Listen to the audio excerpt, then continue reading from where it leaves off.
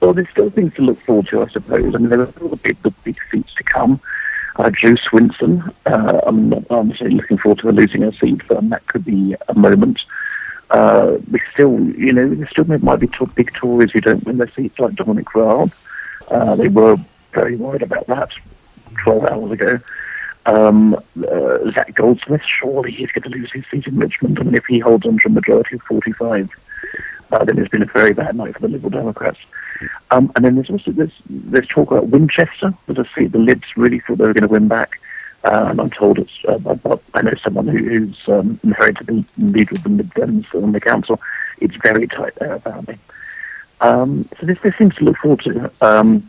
I just wonder how much of the night's got all over 1:30. We're probably going to get a slew of stuff in about an hour's time, from 2:30 to 4:30. There'll be lots of results coming in. Right, and are you planning on being asleep by the time the slew of results start, so it doesn't tempt you to stay up all night? I will keep going for a bit longer, but the eyelids are starting to. I had a Christmas dinner last night, and I was off watching the rugby all afternoon. So the eyelids have been doing heavy work. Very good. On your list of things to watch, I noticed you didn't have Uxbridge and South Ruislip. What's the feeling amongst your contacts? Is that still in play? I think not. I mean, wouldn't that be a wonderful result if Johnson got a massive majority and yet lost his own thing? I mean, people got very excited earlier in the day, around about 8 o'clock, when Boris Johnson tweeted out campaigning in South Ruislip. Because he's barely been seen there.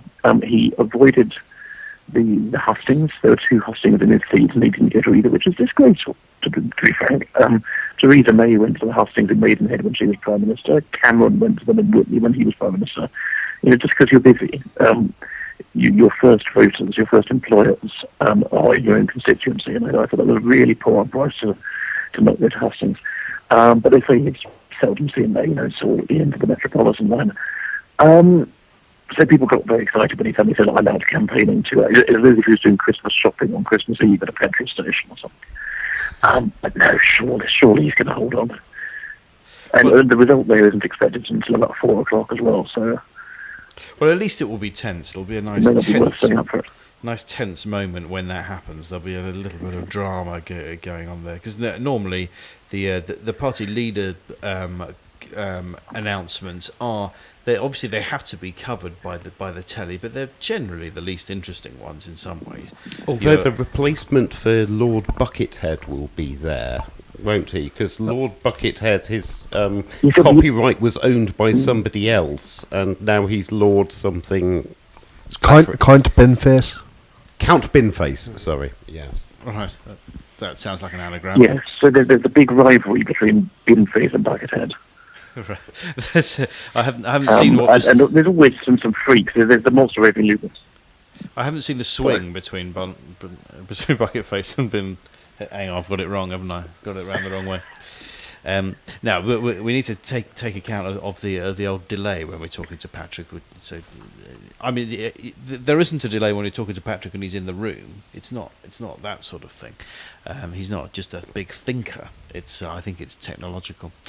So what's been your highlight of the campaign so far from your journalistic perspective? Well, I think it's almost certainly the piece I went and did on will the Tories lose Tunbridge Wells. I think that's probably going to be one of the most accurate predictions I've ever made. And this was all based on at the start of the campaign. Remember, the Liberals were very cock-a-hoop. And I was told that they'd made Tunbridge Wells, which had been a Liberal seat as recently as 1860, they'd made that a target seat. They were carrying resources in. I spoke to local Tories on the ground at the start of the campaign, and they were very worried. I imagine their majority will be pretty good. But I went down there, and actually what was noticeable was how people on both left and right really loathed Corbyn. And that's sort of been the narrative of tonight. It's been people prepared to lend their votes to Boris. And we may find at the next election they take those votes back in the north and wherever. But people really disliking what Labour were offering them. It seems that if the story at this point in this election is, as you say, the rejection of Corbyn, and that 2.5 years ago they very much didn't reject him, even if they didn't quite say yes to him.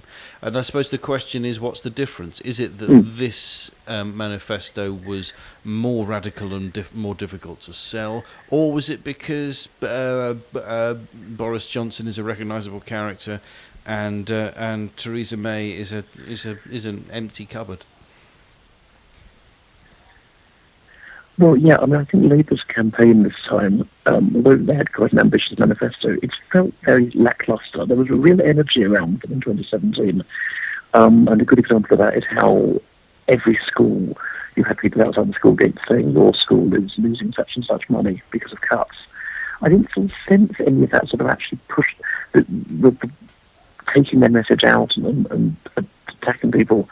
And of course, Boris had a pretty flimsy manifesto of his own, whereas Theresa May had quite an overly ambitious manifesto.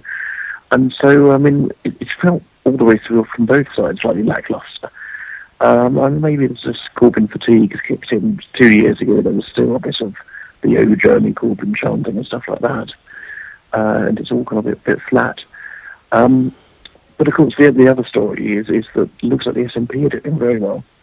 They're on to win more than 50 seats, which means that Ruth Davidson is due to take a skinny dip on Hogmanay, which, as the threat of that didn't stop. We've already discussed that eventuality. What's that going to mean for you? Will you be sending a photographer to cover that? Yes. Or will it be a pen sketch? I won't be covering myself, but I am sure we will. No, I'm sure we will cover that. By the way, for our listeners... I've been around to about 10 different constituencies.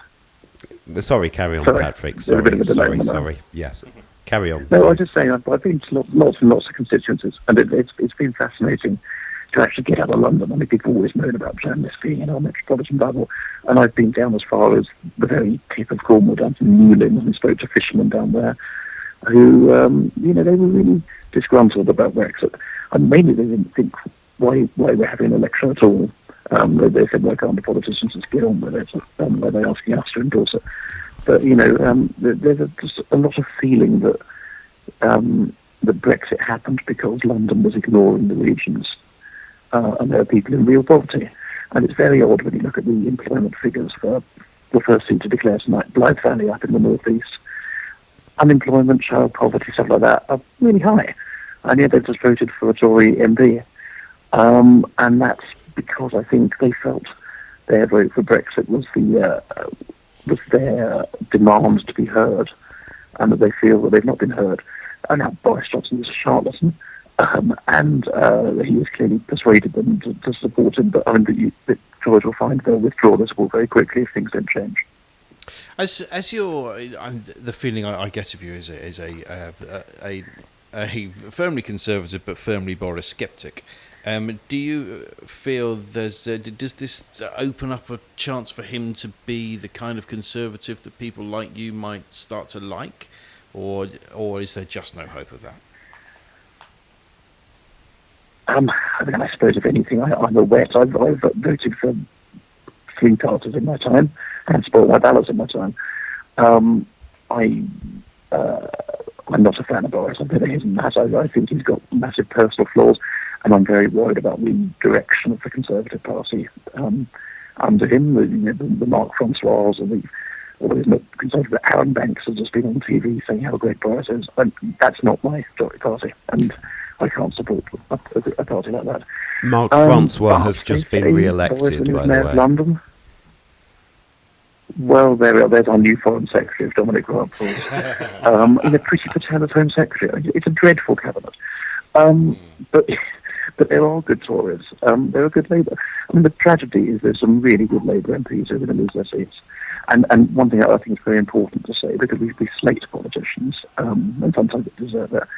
But, these people losing their jobs, and more importantly, their staff are losing their jobs. Well, a week before Christmas, you've got however many Labour are going to be down 70 MPs, and that's going to be a couple of hundred staff members who aren't well paid, suddenly not having a job. And I think that's sad.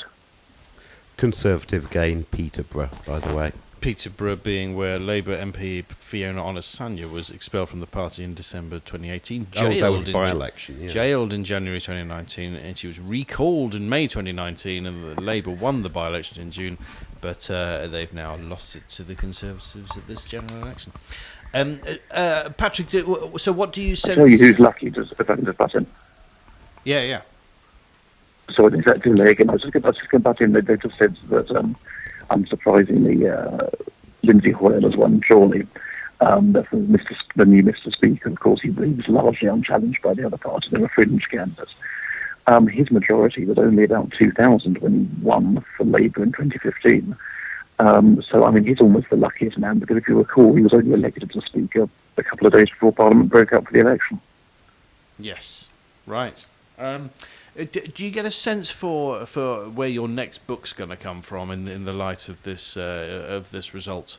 What's the narrative that you're going to be telling your readers next? And I ask this by way of recommending it to all of them to buy Patrick's book, The Week Are a Long Time in Politics, for at least one of their parents or perhaps in-laws.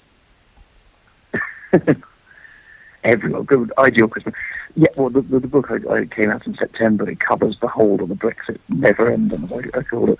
It begins with Douglas Carswell winning the Clacton by-election in 2014 and goes up to May leaving Downing Street, which is a period I was particularly covering in Westminster.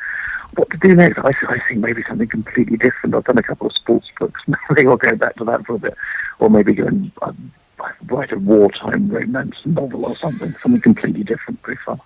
Excellent. So the triumph of Boris Johnson makes something Ashes related. Makes you want to write a book that couldn't be less to do with politics. I think we can all get on board with that. Patrick, Absolutely. Thank you very much indeed for your time. You can now make your own decision about when to go to bed. Perhaps you'll stay for we can do a 3-hour preview to day 3 of Pakistan, Sri Lanka, if you'd prefer. Or maybe even Australia, New Zealand. I'll let you be on your own. Patrick, thank you very much indeed. We will speak to you at the next general election. Patrick Kidd there from the Times, giving us kind of live from Eltham. Not sure when the Eltham results. So that's my constituency, Eltham. We're waiting to see if how Clive Efford, the sitting Labour MP, has got on, who's been in there since 1997. We're assuming that the swing to the Conservatives will be very much smaller, or possibly even going the other way in London. But we've got absolutely... I would personally doubt the other way. We've got absolutely nothing to base that on. No, really? no. You don't think there's a chance of a tiny little... Yeah, I guess... Probably not. If the rest of the country is averaging out, I'm not sure what on the basis of what has come in. Have we seen any seats in the South East yet as well? I don't think we have at the moment. Labour lost Vale of Clwyd to the Tories, by the way, whilst we were talking to Patrick. There was some mention of the Vale of Clwyd on while we were sitting down next door, and we had the what do they call the subtitles on, and it came up as veil spelt like a wedding veil, Vale of Fluid, which was a very enjoyable way of spelling Vale of Clwyd. What's the story of Vale of Clwyd? The Tories won, Labour lost. I can't really put it in much more detail. Okay. They won about a 2,000 majority. Although how big a majority had it been? The swing was actually only about 5 or 6. Was it? It was 5 or 6%, which is less than we've been seeing in the north and northeast in particular. So that's interesting. I don't know how many other Welsh seats we've seen. It might be an indicator. I know that polling was showing Labour doing badly in Wales even before tonight. So my Tory source, who I was talking to early on, expected the Tories to have more seats in Wales plus Scotland than Labour. which he was comparing with 1997 when the Tories were wiped out in both countries. I suppose that's possible, although if the exit poll is correct, then there's not really many seats left that the SNP won't have. Four, They were predicting 55 out of 59. What have people been saying? Roger, here's my question to you. I'm going to start this sentence again. What have people been saying on Twitter for about the last 2.5 hours? Well, I'm not going to go all the way back. They were just missing us desperately. They were. Take a deep breath. They were. I know you're a string player, not a brass player. Absolutely. So you don't have the breath control. Bereft. But in recent news, breaking news from Peter Lloyd at Enlight Bystander, and that comes from Northern Ireland. Alliance have gained North Down, which is just their second Alliance win in history. Aha. That was one that was held by the independent Lady Herman, who was a former Ulster Unionist. She'd stepped down. Okay, and was she a sort of centrist figure in a way? Yeah, she was sort of the last. She was almost an Ulster Unionist, but was too posh to sort of align herself with the party, and too posh to stand at this one. But so Alliance have gained that. And wasn't that one before she stood down? Didn't there was a very interesting across the divide tactical step? Wasn't that like Sinn Féin weren't going to stand, or? Now, please don't make the mistake of taking me as any kind of political expert. I'm just here to be an accent and drink a few beers and read some tweets. I think that when it was still going to be Sylvia Herman standing, either Sinn Féin or the SDLP stood down in favour of her on a Brexit basis. That sounds familiar. Does that sound plausible? But she'd gone to the Alliance. North Down has fallen to Alliance, and that's kind of good news. I would promote centrism in Northern Ireland. Would be a progressive idea. And Alliance before this had just one, was it? Yeah, that would have been the leader a few terms ago. Right. His name escapes me, but he was a good guy. I think the last leader of the Alliance I knew was sort of David Owen and David Steele jointly. Oh yeah, there was John Alderdice back in the day. Was he, or was he SDLP? Again, hazy. But deploy the jingle, says Peter Lloyd, because Labour have gained Putney from Conservative. Aha. A Labour gain. It's all right, we'll find the jingles in a minute. Yes, sorry about that. You've got an inexperience. Here we go. Except Labour gain, Labour gain, Labour gain, Labour gain. So I think it's fair to say on the question we were asking a couple of minutes ago about whether there was going to be a swing to Labour in London, there must have been for there to have been a Labour gain, but seemingly there has been. I mean, obviously this was the seat of Justine Greening. The majority who was. The majority in 2017 was 1,554, so not a massive swing required, but yeah, something. You've got to hit a percent or two. And it was basically conservative. It was famously David Mellor's seat, yes, Putney, until 1997 when he was shouted out by James Goldsmith on stage. And then Justine Greening won it in 2005, I think. And who was the Labour MP who took it from him in 90? Because obviously Jimmy Goldsmith didn't win. He just no, he didn't. He got about 5,000 votes. He just split the right wing vote. No, my MP has just been re-elected. I've just seen, so that's good. Janet Davey has been re-elected in Lewisham East. And Plaid Cymru are on the board. Welcome. Aha. Oh, was that Putney? No, sorry. Plaid Putney sadly didn't quite make it. Right, so that Putney Labour gained 4,000 majority from. That's impressive. From a 1,000-ish majority for the Tories at the previous election 2.5 years ago. Labour gained. So let's hopefully the next thing they will show us is the swing. We're looking at least 5%, I would say. Do you reckon? At least. I mean, that's probably more so. Conservative to Labour. Which is an interesting twist. We are looking at 6%. That's it. 6% swing from Conservative to Labour. I think that's about the first London seat we've seen, although Lewisham East, my seat has been called, but we've got no details on that. Yeah, 6.4% swing. I see former New Zealand middle order player Andrew Jones has held Harrogate East. So well done, Andrew Jones. Some of the biggest forearms in the 80s, I always remember from Andrew Jones. Very bronzed. He could give it a bish at about number 5. He came in after Martin Crowe. After Crowe? I don't remember him. I'd say that was my clearly era. gave it a bish today, so well done, former New Zealand Well done, the Black Caps. Yes. He's a Labour candidate, was he? No, he was a Tory. And the SNP have gained a seat from the Conservatives. That's Angus, 7.7% swing to the SNP from the Conservatives. Tories hold Chelmsford. Tories, I think the Lib Dems had hopes for Chelmsford, didn't they? Well, let's have a look. We've got the Lib Dem target seats. Sorry, list that's going to be for them.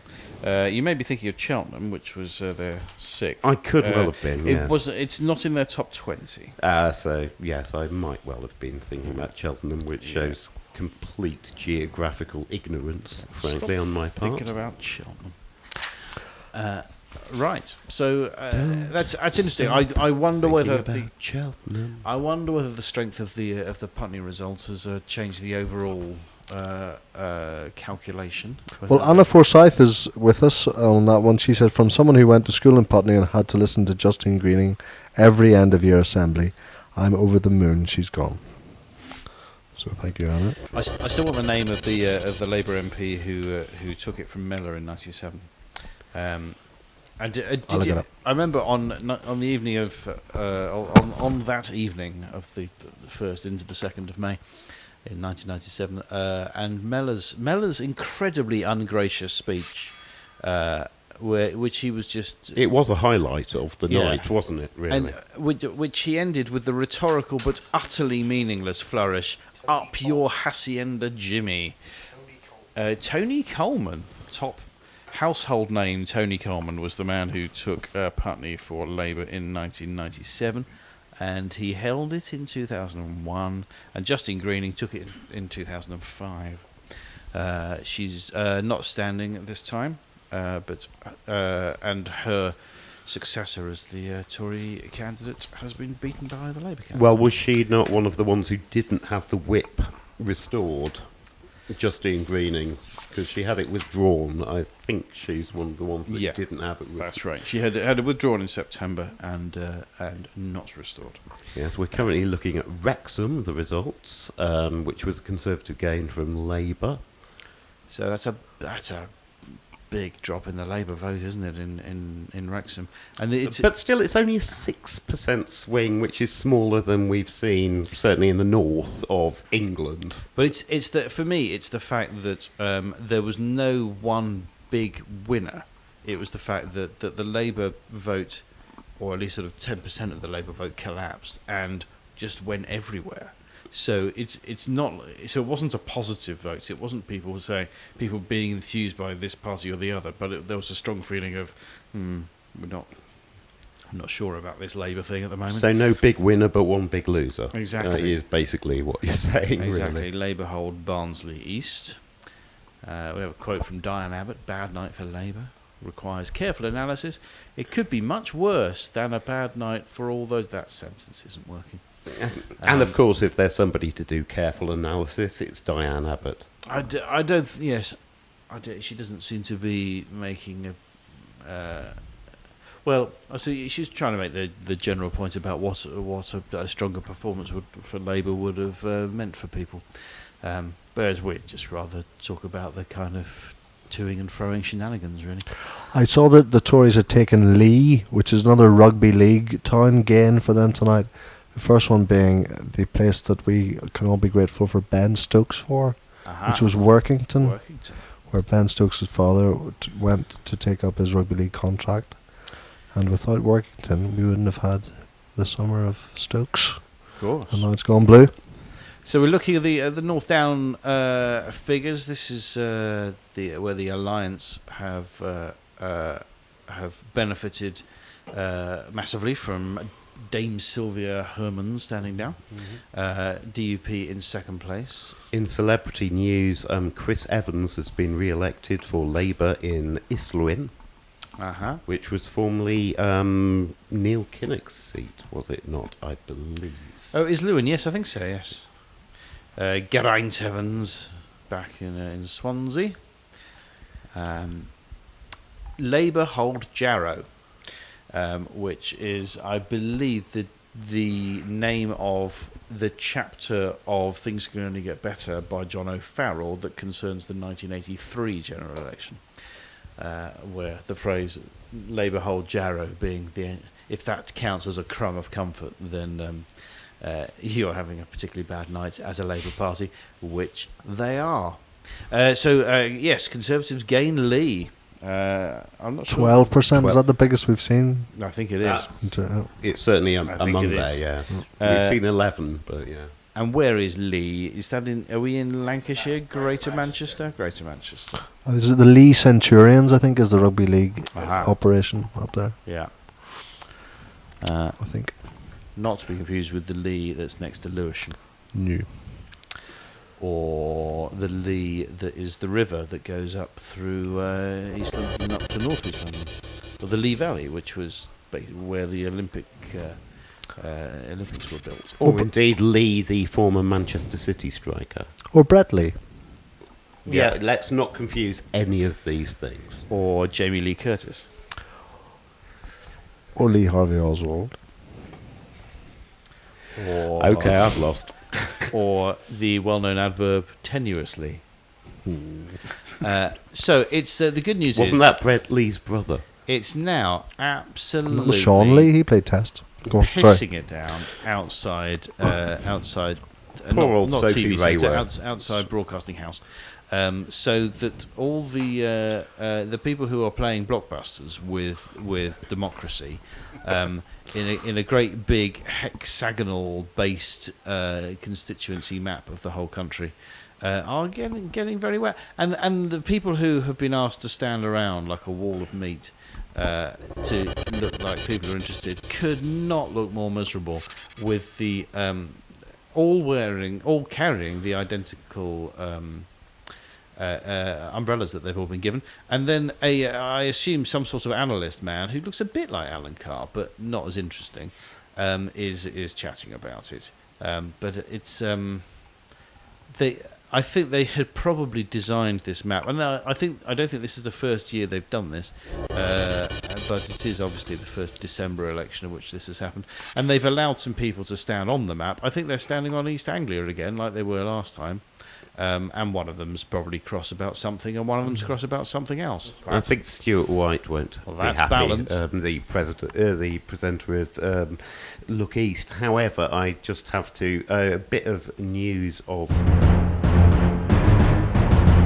It's the Defectors.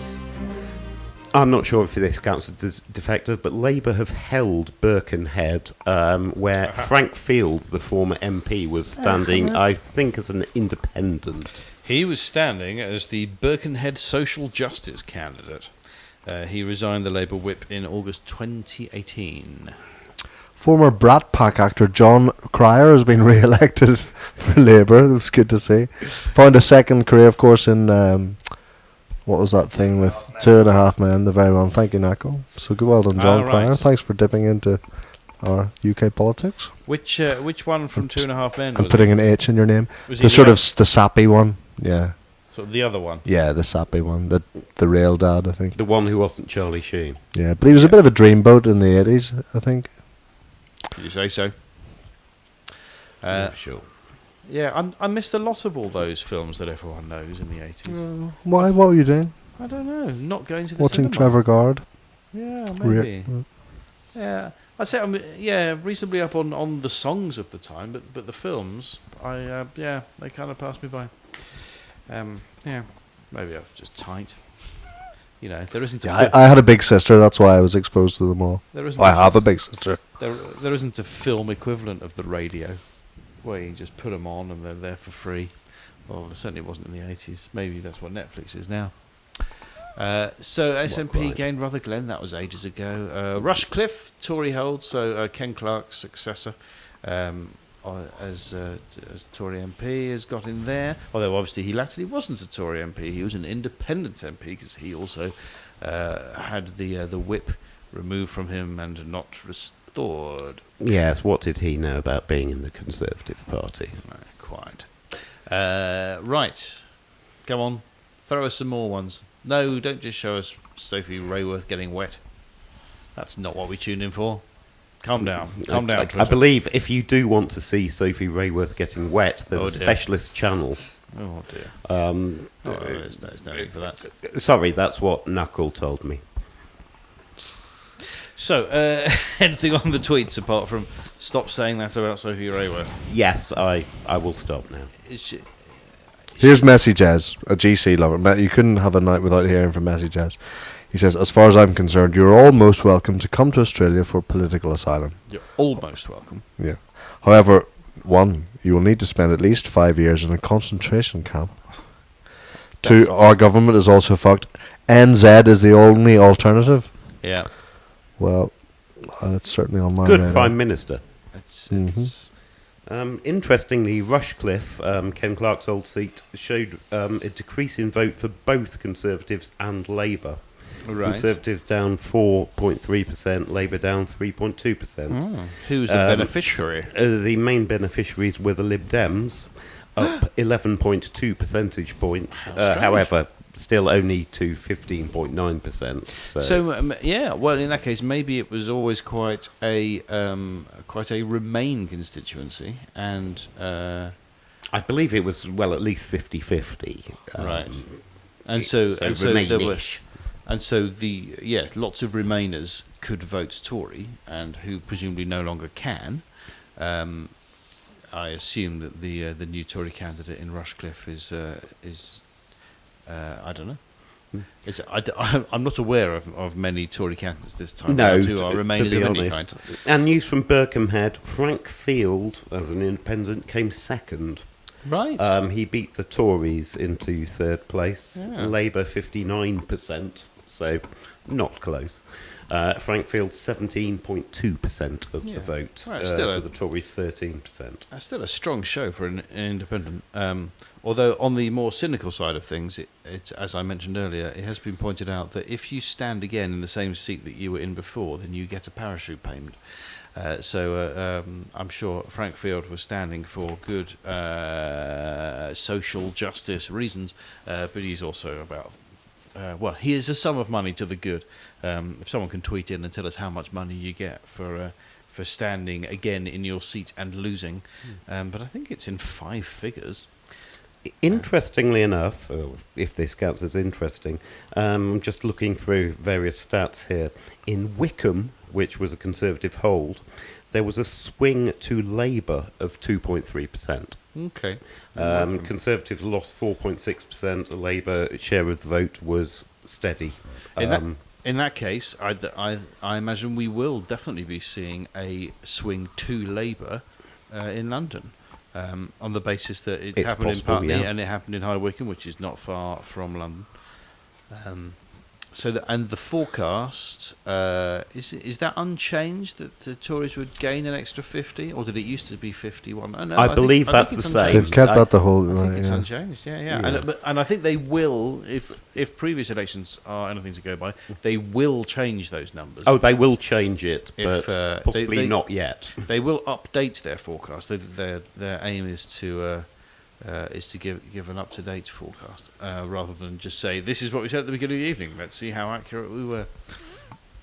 So a few holds coming in. Eleanor Lang in Epping Forest, Nadim Zahawi in, where was he? That was just on the screen.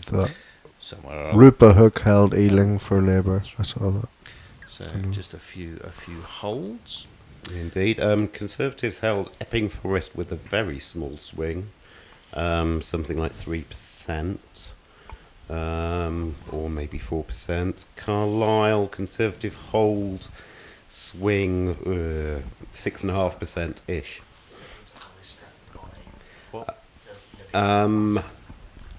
And yes, basically Clwyd South, Conservative gain we're looking at the moment. Zahawi I was talking about is... well, here we are. This is the This is our seat. yes, this the Guerilla cricket, Lewisham and West Penge. Lewisham Western Penge was held by Ellie Reeves for Labour. Not much of a surprise given that her majority in 2017 was 23,000. But And what are our policies on Guerilla cricket radio station? What can she offer us? I've never asked her, to be honest. she talks about little else. Funding. Once the cameras are off. Speaking of which, our chief operating officer is leaving the building. One of the more entertaining MPs has been re-elected, Mari Black. Vari the Black, SNP. Vari. Vari. Yeah, that's the Scot. That's how you pronounce it. Is it? Yeah. Is that the pronunciation she favours? Oh yeah, it has to be surely. As a Scot, as a Scot, I'm sure it is. Yeah. I know. Well, I know a Mary who spells it like that. Oh. But pronounces it with a M. But yes, you're quite right. It's, There. yeah, of course, always. She's the young one, right? Yeah. Yes. Young, fiery one. Alistair Campbell looking a bit cross. Not the former Zimbabwe skipper, sadly. No. Liz Kendall, former Labour leadership candidate. She's back in Leicester West, and we'll be thinking, wow, what if the Labour Party had gone for her brand of centrism rather than the far left Corbynite approach? Well, they might have done as well as Ed Miliband did in 2015. Exactly. Yes, because you'll look at the Corbyn picture, the Corbyn history, which seems to be almost certainly coming to an end nowish. It's a strange story. It's a strange mix. It's that 2017 performance that was remarkably strong, and the 2019 performance that was remarkably weak. And is that about the fact that taking on Theresa May was easy pickings, and taking on Boris Johnson was tougher? Was it all about that, or Was it about people just concentration spans? People get fatigued. People want to just change things up. Yeah, we could be interested in a politician for 2 years, but 4. That's Shelf life. that's Yeah, too look at. much. Yeah. That's too much. We get a new member of the team. Is not on air yet, but is in the building. We've lost the bear, but we've gained Chris 1209, as I like to call him. So hopefully he'll be with us soon. Not least because there was some mention of pizza in connection with Chris. Oh, good point. Yeah. So And Knuckles getting the whiteboard prepped now. This is going to be exciting. hopefully he'll pass it to us so we can write our favourite toppings on the whiteboard. But I fear he's actually going to write things, and we're going to have to read them out. And you all know mine. It's in the handle. Oh, I'm picturing a stuffed crust. I'll go into bat for pineapple. This pineapple produced at pizzas these days. Yeah. It's absolutely now fine. here's a debate I don't can mind it. participate in. Really, pineapple on pizza. More than Frankly, happy. it's a cheerier debate than any that we could have tonight. Frankly, It's become a frankly, it's wrong. no. Don't give in to this. Yeah, It's no, fun. It's a pizza. I'm more than happy. Of course it is. People taking this If it's good enough for extreme view on pizza. Of if course it's good enough for the people of Hawaii, who I understand eat little else. They seem to have a great time over there. Those lads. Exactly. They do nothing but eat pizza with ham and pineapple on it. You're telling me that Hawaii is some sort of, evil in the world? They Yeah, of course not. stick some flowers on your neck, shake your hips, and Exactly. stuff some pineapple down your neck. And an American president who wasn't an idiot. I mean, Say no more. Hawaii's charge. But he was born in Kenya. No, that's true. I think that's been proved. Hawaii's, yeah, they're definitely in the plus column. Right. Hopefully this is the first of 2 numbers I'm going to give you. I hope the Brexit Party have been losing just one deposits. The Brexit. There goes the rent. Couldn't get 5%. Losing my deposit. The Brexit Party have been losing deposits £500 at a time, and it has happened 17 times. So £8,500 the Brexit Party are down, but we were looking at Aaron Banks. He looks like he can probably afford it. So we'll see. And I'd like to know how many UKIP have lost.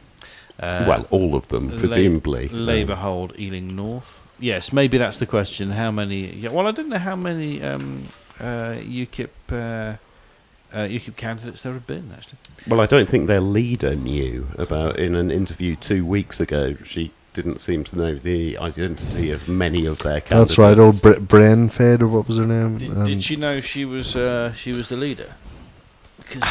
That wasn't actually quite clear. It was the one before was Brain, wasn't it? Oh, yeah. Dick Brain, Dick Brain, yeah. The latest one was... Yeah, be careful where you stress that. But now, who's this jaunty character with the... Oh, it's John Landsman. That's Landsman, yeah. The chair of Momentum, the guy who's sort of the creator of Corbynism. He'll be defending some brickbats. UKIP lost deposits not as high. We're only on 2,500. But is that 5 out of 5? Do we know? I would guess that is 5 out of 5. So yeah. all 5 UKIP candidates that have had their seats results announced they've all lost their deposits. So that's jolly good. I mean, unless you don't think it's really good, this is my attempt to balance here. What do we think of Landsman's shirt? I'm enjoying the split screen effect of John Landsman and Alistair Campbell. There's a bit of a Jedi death stare going on there. I'm not sure about his fake tan, Landsman. Are they even in the? Are they in the same? Are they in the same studio? Because it's a strange. It's like a University Challenge style screen arrangement, but with left and right rather than top and bottom. So as a result of which, you don't really know where they are. So we're seeing a few strange trends in individual seats. Southport basically saw both the Conservatives, which was Conservative hold, saw both the Conservatives and Labour increasing their vote. The effect was about a 1.25 swing to the Conservatives. And Solihull saw a massive swing to the Conservatives, again a Conservative hold, of 1.15%. Right, okay. So some lower figures coming in as well. Indeed, yes. West Tyrone is a Sinn Féin hold, and someone's re-elected. I don't even know that. I've never seen that one. Or is it just Orla? I think it must be Orla, but a different spelling of Orla. All right, using all the letters. Yeah. Well, the most extreme Sinn Féin ones will be prone to get it as Gaelified as they can. So well done, Orla. Very nice. West Tyrone. Massive Brexit Party vote in Barnsley Central. They got 30.4% of the vote. All right. Labour held it, but their vote was down from 64% to 40%. So in the Northern Ireland, the DUP, and was that a result, or was that I think that? Yeah, I'm not clear whether DUP have got one yet. They did. They held Strangford. Yeah. Yeah, I think there's 3 have come in from Northern Ireland.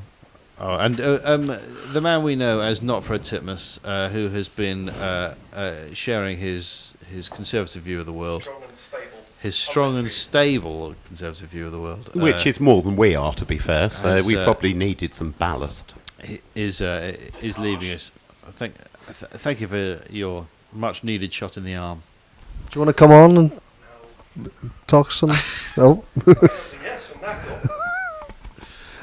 He's waving us. Cheerio, not Fred. We'll see you for some cricket. Labour hold Hartlepool. That's good news for Peter Mandelson fans. And Labour still lead, by the way. 43-39 is the current count. They should definitely declare. Yeah. What sport would you get a 43-39 in? American football. Yeah. As a result, I suppose. Very possible. There was a 48-46 last week between the 49ers and the Saints, which was the first time that score had ever happened. Scorigami, do you follow that site? It comes up in cricket as well when here's Corbsy. Over to you, Right. it's James. Jeremy Corbyn arriving presumably at his count. I mean, all we know is that he's walking around. And we are live from Islington. He's walking into a building that's made of too much glass. Unattractive building. All buildings are these days. Looks like it's a facility run by the Better group of leisure centres. Judging by the colour on the notice board. The cameras are flashing as he walks through with a smile on his face that is a smile of almost relief. He ignores the crisps there and the coffee on the left. Yeah, in the coffee corner. Yeah. So he's having his hand shaken. He's looking a little bit sterner there, but he can turn the smile on when it's needed. But Toothy grin he has, isn't it? yeah, but he's a man with not a lot of party leadership left in his life, it's probably fair to say. Although I did predict earlier in the evening that I thought he would stick around for 10 days. I'd say it's looking good for the 9 o'clock speech. Yeah, you think myself. he's gone? Yeah. At that point, yeah, I guess so. More London figures. Ealing North swing to Conservatives about 6%. Labour hold, but Labour swing. hold swings to the Conservatives in where? In Ealing. Ealing North. Okay, well that's Yeah, Labour down 9.5, Conservatives up 3.3. that's a very that's very against what we've mostly seen in London. So That was Rupa Hook, am I right, in Ealing North? I'm not sure if that was Ealing North or Oh, the Ealing, other. sorry. No, that was the other Ealing Oh, okay. seat. I Ealing think. Comedy. Ealing, Yes, Ealing Comedy. sexual Ealing. I assume the other one's Ealing South. I don't know. I'm not a geographer. I think it was Ealing South and something. Ealing South and Acton. Could well be, yes. It's all I West guess. London, it's not my area. Acton man. So we're still looking at Jeremy Corbyn walking around what is probably sometimes a indoor football court. But at the moment, it is instead a crucible of democracy. He's walking around with a couple of his colleagues. Although metropolitan elite democracy, obviously. They're all pretending they've got stuff to do, whereas in fact it's just a hanging around exercise. He's shaking hands with some of the other candidates. I think he's found some of the Greens. He's probably going to go along to them saying, anyone want me to run your party? I'm terribly good at running political parties, and I'm about to be available. There was a man in an enormous hat in a sort of I've dressed like an idiot kind of way. For which there's a jingle. But we only saw him briefly, so maybe you could... I think he'll show up on the stand, would he? Yes. What do you think you are wearing? You look like a fool.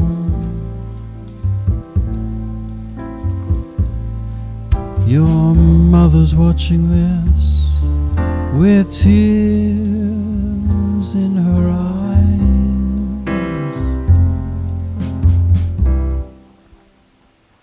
There. It was a nice double bass. That was nice, yeah. What are you getting that from? Oh, just Posh bit of kit? a bit of garage band. Mm. Yeah. I've boxed out all the presets as well. I haven't downloaded anything. Just what comes with it. It's interesting. At this Some of the stage, counting was a bit out at the beginning. Did you hear? It was a bit. It wasn't quantized. I normally quantize because I'm lazy. welcome to Muso Chat. Yeah. Interestingly, so far, I don't think the BBC forecast has been updated. I think it probably will be within the next half hour or so.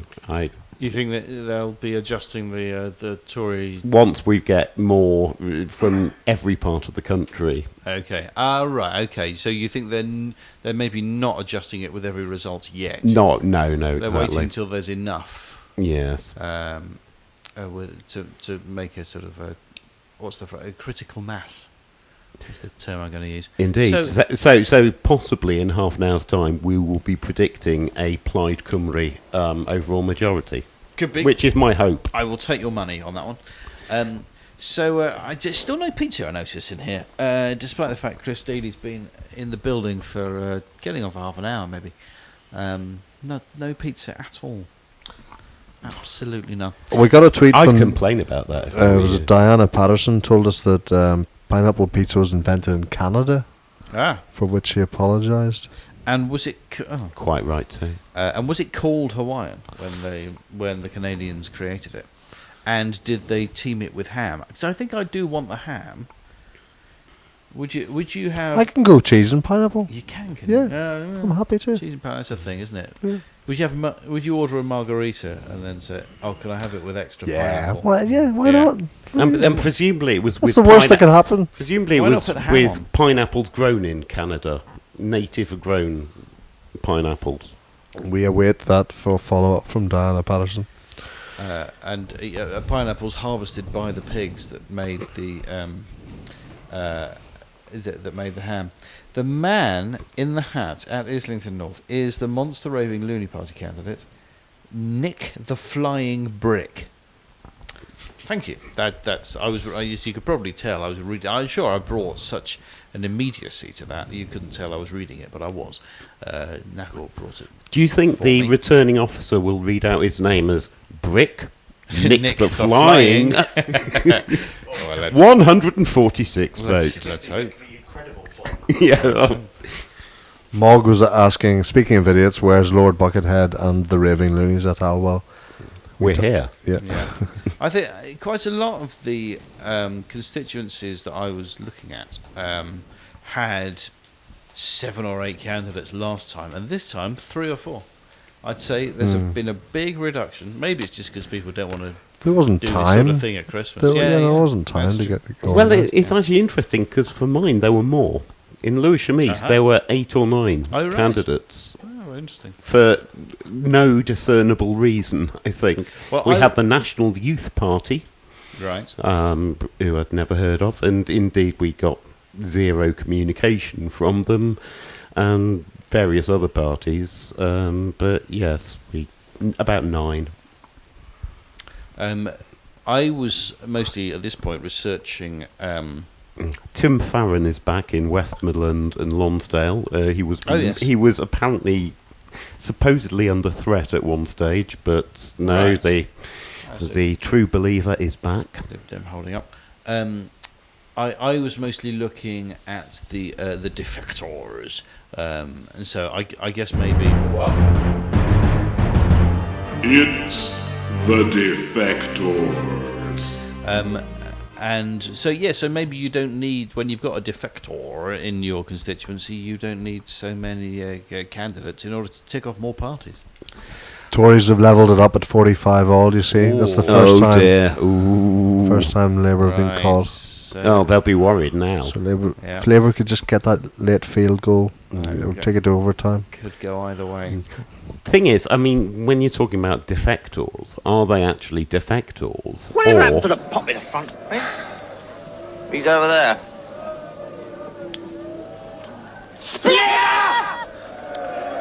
or are they splitters? And that was that. Did we have a Tory hold? Does that give them the lead? Oof, but it's equalised by Labour card. Aberhaven. Oh, Stephen Kinnock. Kinnock and Aberhaven. Is he the? Equaliser from Kinnock. Is that odd? Oh, dear. Ian Duncan Smith is re-elected. So let's get the Chingford and Woodford figures as soon as we can to see if that was in any way close. We were told that it might be. So we've just had a little splurge of results, and let's see where that leaves the total of the two parties who were level. Tories are ahead now, are they? 48 to That's Niners 46. Saints. And do we have? Daly knows where I'm coming from. And do we have? 48-46. And- Niners Saints last week. You And know. do we have the Well- Chingford result? I don't yet.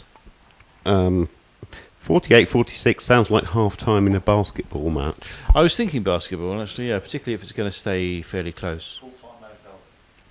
Or full-time NFL, yeah. How are things going in the other room, Chris? Is there? He's on his own. It's just you. It's just you and a massive pile of pizzas. Pizzas haven't arrived yet. Well, that's a relief. I wouldn't want to find that I've been here doing my punditry. He's been chuntering. Yeah. I mean, I don't like to make a fuss. Update on that. You know. Canada has as much native pineapple as it has oranges. Right. Ham it has. And anyone who says to the contrary, I will fight. But all road lead here eventually, and I understand that we called it Hawaiian. So Diana Patterson. Thank you, Diana. That was exactly the fact I wanted. That it isn't Hawaiian, but the people who invented it, who have best claim to it, being the Canadians, are the people who first called it Hawaiian. Or frankly, the Canadians, are they going to complain about it? No, They're very agreeable people. Hello, everybody. Chris Hello, 1209 has joined us. Here he is. Hello. What was keeping you from us? What were you doing? Were you working or something? I was my work Christmas party started at 11 o'clock this morning. Right. Oh, I see. Here we go. And I was staggeringly responsible throughout the entire time. Oh my word. And then somebody nicked my coat. There were lots of identical black coats. Right. Owned by white 20-something men in English sports media. So it took me about an hour and a half to relocate my jacket. Right. Okay. Well, you're here now. But on my way, I ordered a small batch of pizzas, which I'm told, be on their way. Well, they should be here about now, frankly. So I'm going to chase that up. Who does all night pizza deliveries? I thought most places shut at some point, don't they? Well, I ordered these. These were due to arrive about 2:10. Right. Which we are. Well past. If you have your eye on the clock, past now. Yeah, well past that. Tory gain, for which we'll need some sound. Blackpool South. Tory gain, Blackpool South. There we are. Tory gain, Tory gain, Tory gain, Tory gain, Tory gain, Tory gain, Tory gain.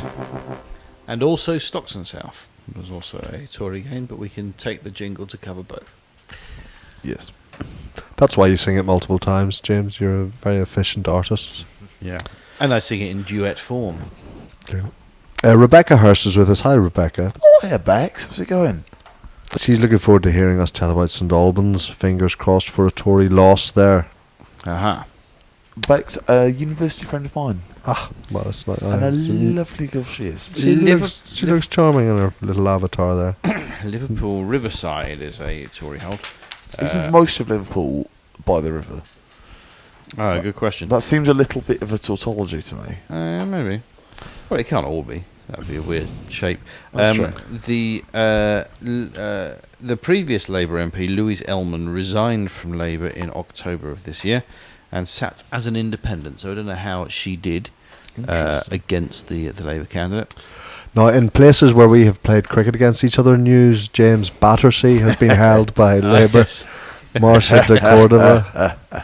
Now, let's talk about some of the battles we've had over the years, James. I've seen you charging in from the net's end.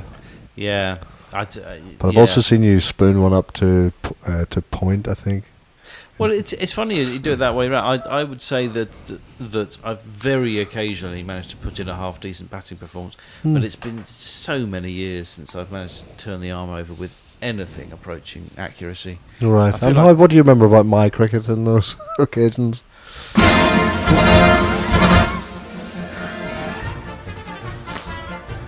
That, perhaps. I think maybe most recently, I think you had quite a dominant performance with the bat. Oh, I did okay, possibly. But that's nice of you to remember. Yeah, I think so. Yeah. Well, hopefully Marcia de Cordova will continue to make that lovely, good strip, isn't it? It is a good strip for batting. Yeah, and short boundaries. You can really pepper the bounce. That's the one. Bounce. And of course, it's the field where the Association Football was first played, or something like that. Oh yes. And if you want to look at my honestly, it just right on a length. It just ruins the whole thing. Is it what, the football? Yeah, the football. If you want to look at my Twitter avatar, at Rog Pineapple, that is me batting at Battersea. Right. Slicing one over a third man. Right. I mean, I did get my highest score ever on that pitch, but that was quite a few years ago. Okay. I got like a 70 or a 75 or something. Quite a. This is my constituency. Vicky Fox. Hello. Lewisham Deptford. Lewisham Deptford. Oh. Well done, Vicky. Salving my conscience there because I wasn't able to vote. Don't kill me, but my schedule changed. It's a little less. But you what? My schedule changed very last minute today. I had to fly and wasn't able to get down and vote. But Vicky did the business. Maybe I shouldn't be holding a mic in that case. Knuckle, do you want to come back on because my mea culpa. Mea culpa. That's Italian. This is not an Italian election because they do not run with the whole seat thing. That's a proportional. It's a more proportional government. Does it not have a constituency element as well, or not? Is it purely proportional? It is largely proportional. This is something I learned when I was writing Forgotten Nations, which is why the Lega gained a relatively strong foothold. There's very rarely a majority party with more than 30-35% of the vote. Right. You're looking at a vice president or a vice prime minister with 10-15% of the vote, just because essentially he is needed to form a coalition. Right. So we can only dream of achieving Italian levels of political stability in this country. 48 voters in Liverpool Riverside were mistakenly given ballot papers for Liverpool Wavertree. Ah, what's the fuck up there? Was a giant mistake. Do we have the Chingford numbers yet? I just saw that Conservatives held rugby. Now I'm going to hopefully watch Ulster beat Harlequins at rugby tomorrow evening. Right. So I'll probably make some It's a good angle. some chirpy quip about that. And also, take your hat off, Chris, says Lottie Cat. Honestly, it looks ridiculous. Well, I literally, as we say this, I got a text from my mother saying, "Love the bobble hat. What's happened to Cowboy?" I was indeed wearing a cowboy hat earlier this evening, which, to be honest, suited me maybe a little bit better than one of my co-workers' bobble hats. Are you going to listen to your mother, or are you going to listen to At One-Sided Swedge? Well, Lottie's a little bit terrifying. On the other hand, as is my mother, so. In Chingford, Ian Duncan-Smith, Conservative candidate, 23,481. Faiza Shaheen, Labour candidate, 22,219. So close. A Conservative majority of 1,262. So definitely one for Labour to target next time, or possibly one for Ian Duncan-Smith to do the chicken run and find somewhere safer if he wants to continue being an MP at the next general election, which I assume will come along in a year or two. That's what happens now. What's an election? Rumours, you see this rumours that Dodds is out of North Belfast. Right. These are rumours that have been gaining traction on Twitter as well as... Who is this lady? Should I know who this lady is? I should as well, because she's from Belfast. But I like her earrings. I don't know And that I also do. her eyebrows. Just a big... All the Belfast ones are doing it in the one big hanger there. So she's on top of that. I'm going to take a break. I'll come back for some Belfast chat later, and Knuckle will replace me.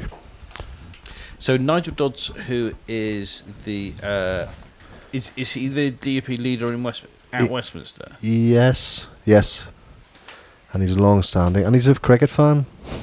Right. I've seen him. He comes over for test matches. But the rumours are he's going to go to John Finucane, who's the son of was the murdered barrister Pat Finucane. So quite a emotive seat up in North Belfast, which has always been fractious, but certainly trending nationalist demographically over the last few years, and looks like Nigel's gone. But the South Belfast will be the interesting one as well, and if Emma Little Pengelly of the DUP is under great pressure from both Alliance and SDLP, and I'll come and chime in on that in a bit. And sorry, the Finucane who's taking on Dodds. Nigel Dodds. He's Sinn Féin. Sinn Féin. Yeah. Rumour going around that, according to the BBC, or say rumour, word is that Zach Goldsmith is going to be unseated. Yeah. Ah, well, that's well, his small mercy. yeah, his majority was tiny. So yes, it was not So we've seen that. We've seen Putney being gained. We've seen Battersea, which is where I voted last time, my first ever winning vote in a UK parliamentary election. Marshall de Cordova, I'm quite a big fan of. Two elections in a row now, I'd voted for black female Labour candidates. Marshall de Cordova, a very strong disability advocate, and entirely anti-Brexit and positively pro-European. I think she's an asset to Parliament. I'm glad to see she's held the seat. Zach Goldsmith's majority over the Lib Dem candidate Sarah Olney, and who was also previously the MP, was 2017 was 45 votes. So that's that's not little large. Surprise, little surprise that not large. That might be going that way. But what I was going to say is that with that Labour strengthening in London and weakening pretty much everywhere else in the country seems to be being borne out so far. Yeah, is this where we say something about the traditional view of the North London liberal elite and the fact that the traditional view of that demographic would not be aligned with the Labour talking points of this particular election? I wonder if the fact that some of the metropolitan elite have now moved to South London because it's cheaper has changed for this, because we've seen certain parts of as Wolverhampton North East goes Conservative from Labour. Presumably quite a large swing in Wolverhampton North East. I'm not as good as Scandi Andy at working out swings on the hoof. Okay. They'll tell us. Tory gain, Tory gain, Tory gain, Tory gain, Tory gain, Tory gain, Tory gain. Oof, 12% swing. That's the biggest we've seen so far, I think. So if one's gone up by a certain percentage and the other one's gone down by a certain percentage, then do you add those two together and then halve them? And that's what the swing is. Right, yes, good. So one went up 11 and the other went down 13, or possibly the other way around, making 24. Halve it, that's the swing, is 12. I didn't know how to do that. But I was sitting here wondering what it might be, and that was my guess. Sitting down here, but hey, I can see me. Lovely song, that, isn't it? Wait, was the line in that? I'm truly having a month like a shadow. Yeah, I think it might be. That's not English, is it? That's No. No, it's not. Oh, Matt Hancock's back. I mean, there was never much danger of him not being, but he's back. Virendra Sharma is back in Ealing Southall. Was that we were trying to work out? That was the other Ealing one, yeah. Ealing borders, and it's not as I guessed Ealing Acton. No, now we're just thinking tube stations. Yes. Yes. Lottie Cat says, I know so many stories that I'll tell Chris's mother if he doesn't take the damn hat off. And that scared her. Messy Jez says, it must be said that all of you seem disappointingly sober. When are we going to get the dreadful ranting behaviour that we come to expect when England collapses? Time for a Hendo rant. Surely, well, if you do wish to look at our dear leader's Twitter feed, then he's been ranting on his own behalf. I do imagine it's there. Tory gain from Labour, Burnley, but also Ynys Môn in Wales has gone. SNP gain from Conservative, Ochil and South Perthshire. I'll give it the Magnus Magnuson style Shire rather than the Shire I would normally go for because it's Scotland. Well, this is doubly disappointing because Burnley is where my father is from, and Wales is where I grew up. So that's double Tory gain in Guerilla Hole. Cricket connection in Burnley. Jimmy Anderson. Jimmy Anderson. And Alistair Campbell is a Burnley fan, isn't he? So he's from that part of the world, and so he's probably even grumpier than he was when he was last on screen about 10 minutes ago. I'm going to be honest. Have we more or less grown bored of the Tory gain jingle? Hasn't had to be played that many times. Yet. Uh, Should we go for another one? The second in about 3 or 4 minutes? Well, no, I think we're all right. I think We're all. next time we see one that really takes our attention, then You know can what, James? play I another agree. one. Yeah. So, I mean, where do you order a pizza from to arrive at 2:10? You know what? Well, where I ordered a pizza from was 2 seconds. I'm very concerned about this pizza. Well, so am I. So I ordered this pizza from a place called But I'm hiding it well. Pizza House and Chicken. Right. Yeah. Oh, they sound good. Spreading themselves a bit thin, do you think? Well, a lot of pizza places do chicken, a lot of chicken places do pizza. So I like Yeah. their honesty. I No, like that's their good. readiness. I'm always wary. I know there's a lot of multi-cuisine restaurants. I'm always a little bit worried of wary of restaurants who try and do too many things. Well, so these people told me they would be delivering about half an hour ago, Right. Yeah. Um, Full of lies. and so far they haven't. Yeah. So I noticed that. I'm going to go to the generality of Just Eat. I There see. there are now 2 restaurants open in our Right. vicinity. Wow. One of them is called Greedy Chef, which is Indian, Nepalese, and general halal. Good. Greedy Cuisine. chef. That's a And the other one is called The Grill, Ooh. It's a little understated. I like that as well. which describes itself as kebab and Turkish. My favourite fast food name in South East London, Bucket Mouth. Fantastic. It's just Weird. It's very descriptive. Unusually, also my Grindr username. Oh. Ever been to Bucket Mouth? I've been to Paradise, but I've never been to Bucket Mouth. Yeah, in Lewisham. Lord Bucketmouth, I think they call him. Yes, yeah. His Bucket Mouth's constituency will be. That's what they say about great slip fielders. He's got bucket mouth. Oh, he's got no teeth, but he's got a bucket mouth. Good. Anyway, so if anyone wants to order us food, because otherwise I'm going to have to make a second Just Eat order. Yeah.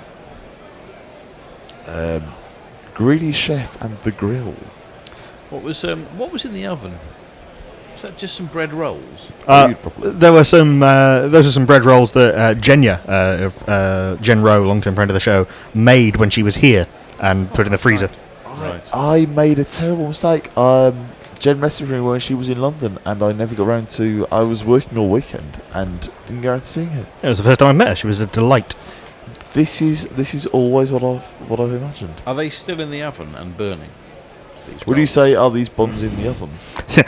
Andy has gone scurrying off to find out. Because it would be a kind of double whammy if this evening delivered a massive Tory majority and burned the flat down. Burned Guerilla Cricket down. The restaurant known as The Grill has distinct sections in its menu for whiskey and vodka. Wow. And white wine. And beers. Oh my goodness me. That is a treat. Roger's looking after the breads. Jolly good. What a man Roger is. He's had a bit of a haircut since I last saw him. Yeah. Oh, well, he looks incredibly proper. Yeah, a total restyle since I last saw him. Absolutely restyle. Yeah, looks great. Yeah, It's he very looks good. fantastic. It's very good. Suits a tash. Somebody He on does. YouTube is asking us what chairs we're sitting on, so the big story's being covered on YouTube. Comfy. Yeah, I'm sitting on this one in the middle. I'm sitting on the chair in the right. It may sound silly because that wasn't a complicated question we were asked, but I'm not sure I understand it. We're sitting on nice swivel chairs. It's a little bit like being on the bridge of the Starship Enterprise. Do you want to know what shop we got them from? Is that it, or? Because in a way, I was answering it more in terms of who's sitting where. I suspect eBay. Do you think? Well, this is from what, Facebook or YouTube, so they can see us. Right. Oh shit! Oh yeah, no. It's just a naming issue. Yeah, as in who's who. Hello, I'm James. Hello. Hope you're all right. Hello, Good. I'm Christopher. Right. Yeah, who's? Hello, I'm talking into a until now broken mic. My name is Knuckle Pandey. That explains the buzzing. I believe that these chairs were liberated from a former office of Nestle boys. That explains a lot. Quite a lot, actually. That's why you need an anonymous pseudonym like that, so that you can nick furniture from your office. It's also why you need a friendly facilities manager in your ranks. Actual political punditry question from Evil Scootus.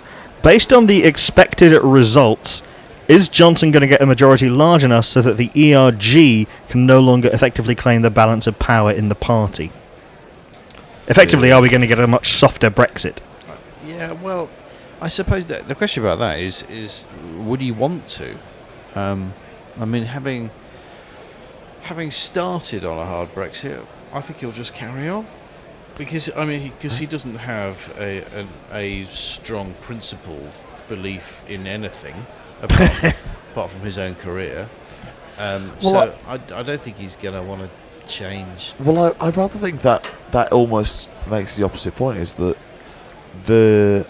if he runs to a very hard line Brexit, that would arguably shorten. Once people go, actually, we've got this, and it's not very good, and we don't like it, we hate it.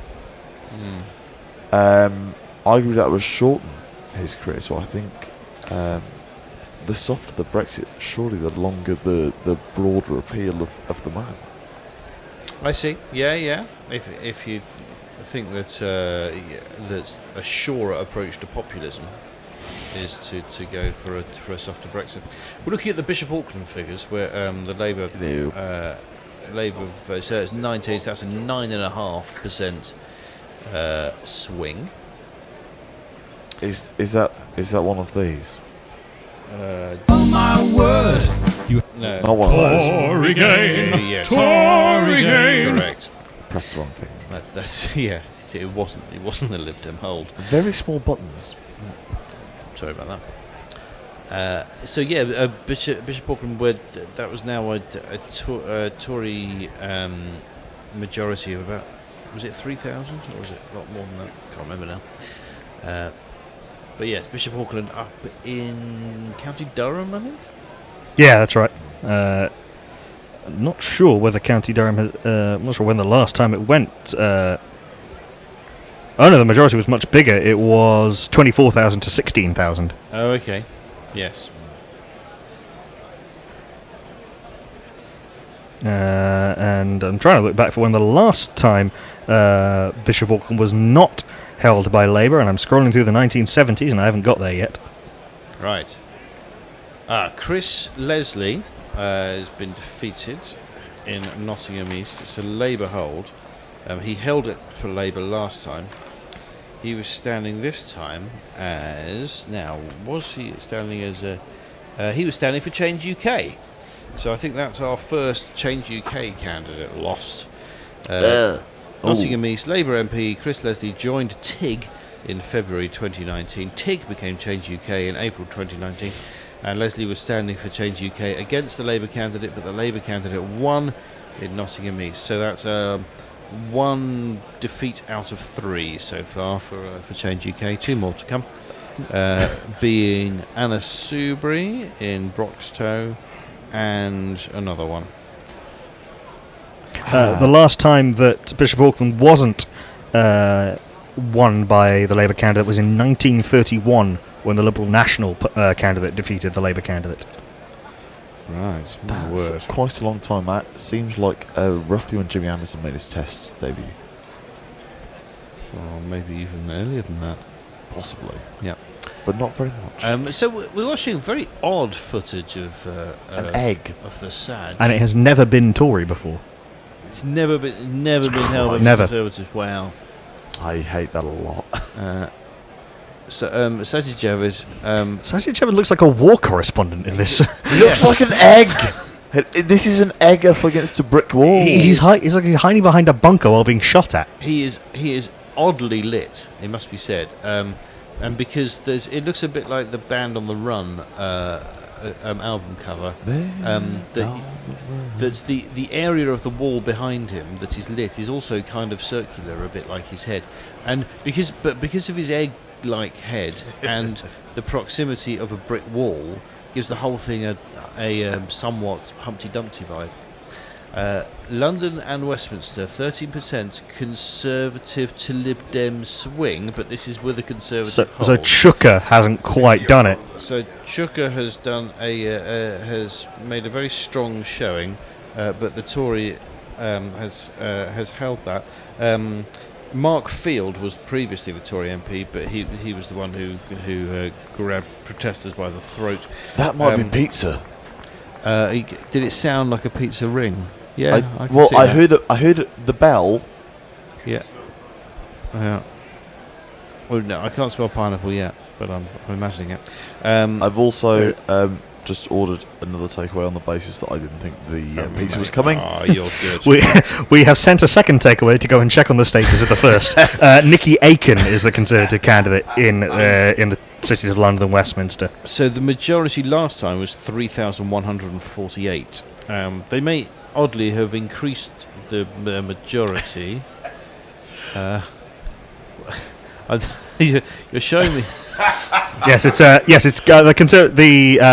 majority's gone up by about 1,000. I think Right. on the basis of the eyebrows and the baldness, I've just got a text from Oliver that says, "The Hood from Thunderbird." Oh my goodness me, Rog Pineapple.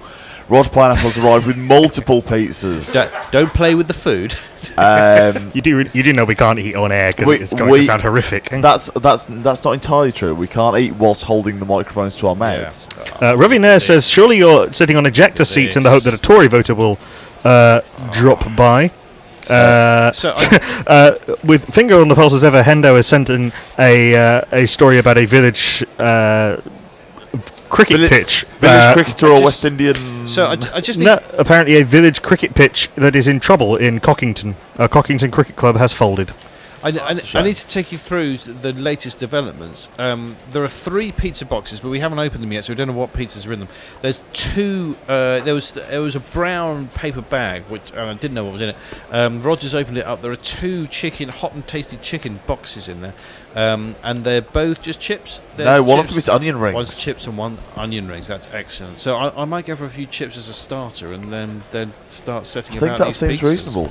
There's a pepperoni. Terrific. I'm gonna be honest with you, Ross. There's a pepperoni. There's a general meatball one, and there is a cheese. Because I wasn't sure about the meat sensibilities of the people who were broadcasting tonight while I was on the bus on my way here. I like General Meatball. He sounds like a character who would sell some very, very persuasive pasta. Peter Lloyd says partial recount in Ed Miliband's seat, and says the other cuck-tigger was Mike Gapes. Ah, that's right, thank you. Mike Precious Antique Gapes. Mog says another long-term betting game. When will the party tire of Boris and cast him adrift? And also, I'm really concerned that the Whigs just aren't getting enough votes. Vera Hobhouse has been re-elected for the Lib Dems in Bath. Vera Hobhouse does sound like she could have been a Whig MP back in the day. Frankly, she sounds a little like she might have been one of the places that we ought to take away from. Hello, is that Vera Hobhouse? Is that Vera's Hobhouse? Can I have a family major? Can I have a family General Meatball? Oh, it was a General Meatball, not a General major Meatball. He's been promoted. Conservatives into the 90s?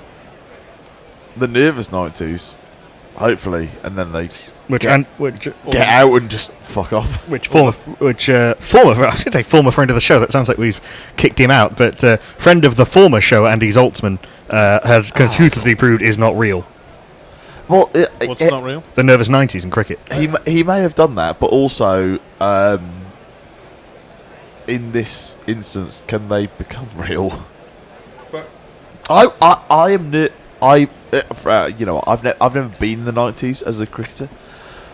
I imagine that at that point I would be nervous. I probably have in my bowling analysis. I suspect I would probably be exhausted getting that batting for that long. But if I had the brain power to think about it, I think there would be some anxiety creeping in. That might be who I am as a person, and in almost all of my lived experience, there is anxiety creeping in. But Conservative gain Hayward and Middleton. Now, who was that? Was that? But I associate that with someone. Was that Ed Balls' old seat? No, that was Morley and Outwood. That's not. That wasn't Joe Cox's old seat. No, it wasn't. Jim Callaghan. Ready? Hayward and Middleton. Jim Callaghan, as of 1983. Yes. Wow. But if that was that a Tory. Was that a Tory gain in Hayward and Middleton? Because that's overturning a majority of 8,000. Or 7,500. Tory gain, Tory gain. like that. So it really does look like Corbyn's appeal really did not get as far as the north of England in any way. Didn't seem to go much beyond London. So and it's not really a Brexity thing. No, so it's this just is that his brand of I'm not sure it's. I'm not sure. Socialism of Labour socialism. Just. I think there are a lot of Tories in the northeast, in the north of England and the Midlands. A lot of Tory candidates who are really leaning into the "Get Brexit Done" message, and we've also seen good results of the Brexit Party in some of the northern constituencies, finishing third in a couple of cases. I think there is. I mean, there has been a significant number of voters in the north and in Yorkshire consistently voting against their own interests and voting Brexit. So this is something I'm particularly curious about, is that throughout this entire process, there's nothing about the fundamental messaging of the Labour Party in terms of manifesto that I particularly think is an issue, is something that I would complain about, and I don't, and which might be appealing to people who are. Oh, hello. Sorry to cut across you. The forecast has been revised. Labour are now going, in the opinion of the BBC forecast, going to get over 200. 201. I think it was 191 before. That, wasn't it? So that's gone up a reasonable amount. Yes, up from 191 to 201. Then the Liberal Democrats have gone up a little bit as well. So you're telling me there's a chance, James? The Liberal Democrats are up to 13, actually. Always a chance, love. And Tories down to the still rather large-looking number of 357. That seems like too many. Still nothing for the Brexit Party. And yes. So what? I imagine they're about to tell us what they project for the majority. Therefore, some or more. Some or indeed a number. Again, I did not finish my maths degree. I did not really get much beyond the end of the first year. Forecast Conservative majority of 64. Oh, I've heard of that one. Coming down. That's coming down quite a lot, actually, from the 86 we were on for. How many 64s would we say has Joe Root scored? Because I bet it's quite a few. In what form of cricket? In Test match cricket, where he reliably gets to 50 and then reliably gets very little further. I don't know, it's been pretty feast or famine recently for Joe Root. He had a long run of not getting to 50, a long run for him, and then got a double 100. He's turned from Joe Root to Alistair Cook. Right, I'm going to say he's now Emily Thornberry's been re-elected. Good. I'm going to go out on. I'm assuming that someone on Twitter is now going to look this up. Probably not Andy Zaltzman, but someone with sort of Zaltzman-like, Zaltzman-esque. But yeah, intentions. I'm going to say he's never got 64. I'm going to say that Joe Root has never scored 64 in Test cricket. Alistair Cook has faced almost 5,000 balls more in Test cricket than any other Test batsman this decade. And that is loads. Somebody once worked out how who is the batter who's been at the crease for the longest. Rahul Dravid has been at the crease for almost a month. Yep, it felt like Hashim Amla had been at the crease for a month when South Africa. In most innings, yeah. In most innings, when South Africa toured England, it would have been, 4 or 5 years ago? 2012 when he got that triple 100 at the Oval. That's so long ago. Yeah, he just kept flicking Graham Swan from outside off stump into the leg side because Swan was bowling too short. We have, by the way, seen that Graham Smith has been appointed to the South African cricket team as a coach advisor, acting director of cricket for the England tour. So he gets the chance now to see off a 4th England captain. You know what? Given the way that everything around Joe Root has gone, I wouldn't put it past him. I think that's excuse me.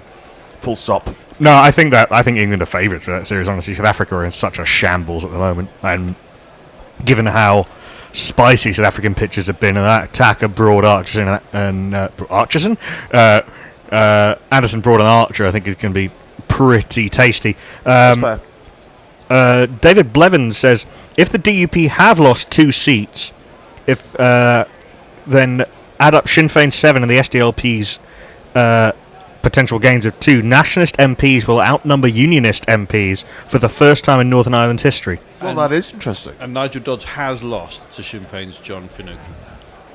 UNS said 3 minutes ago, 15-minute warning for Joe Swinson's seat. So now that's a 12-minute warning.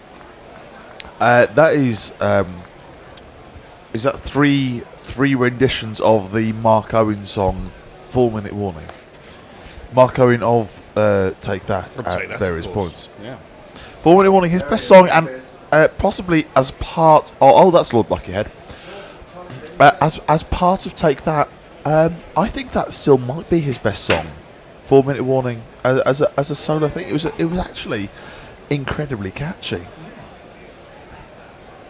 Yeah, it was an 5 enjoyable one. minutes left to go. What do we do then? Can one of you cricket correspondents briefly summarise, for those of us who have seen the headlines but know none of the details, the current crisis in South African cricket?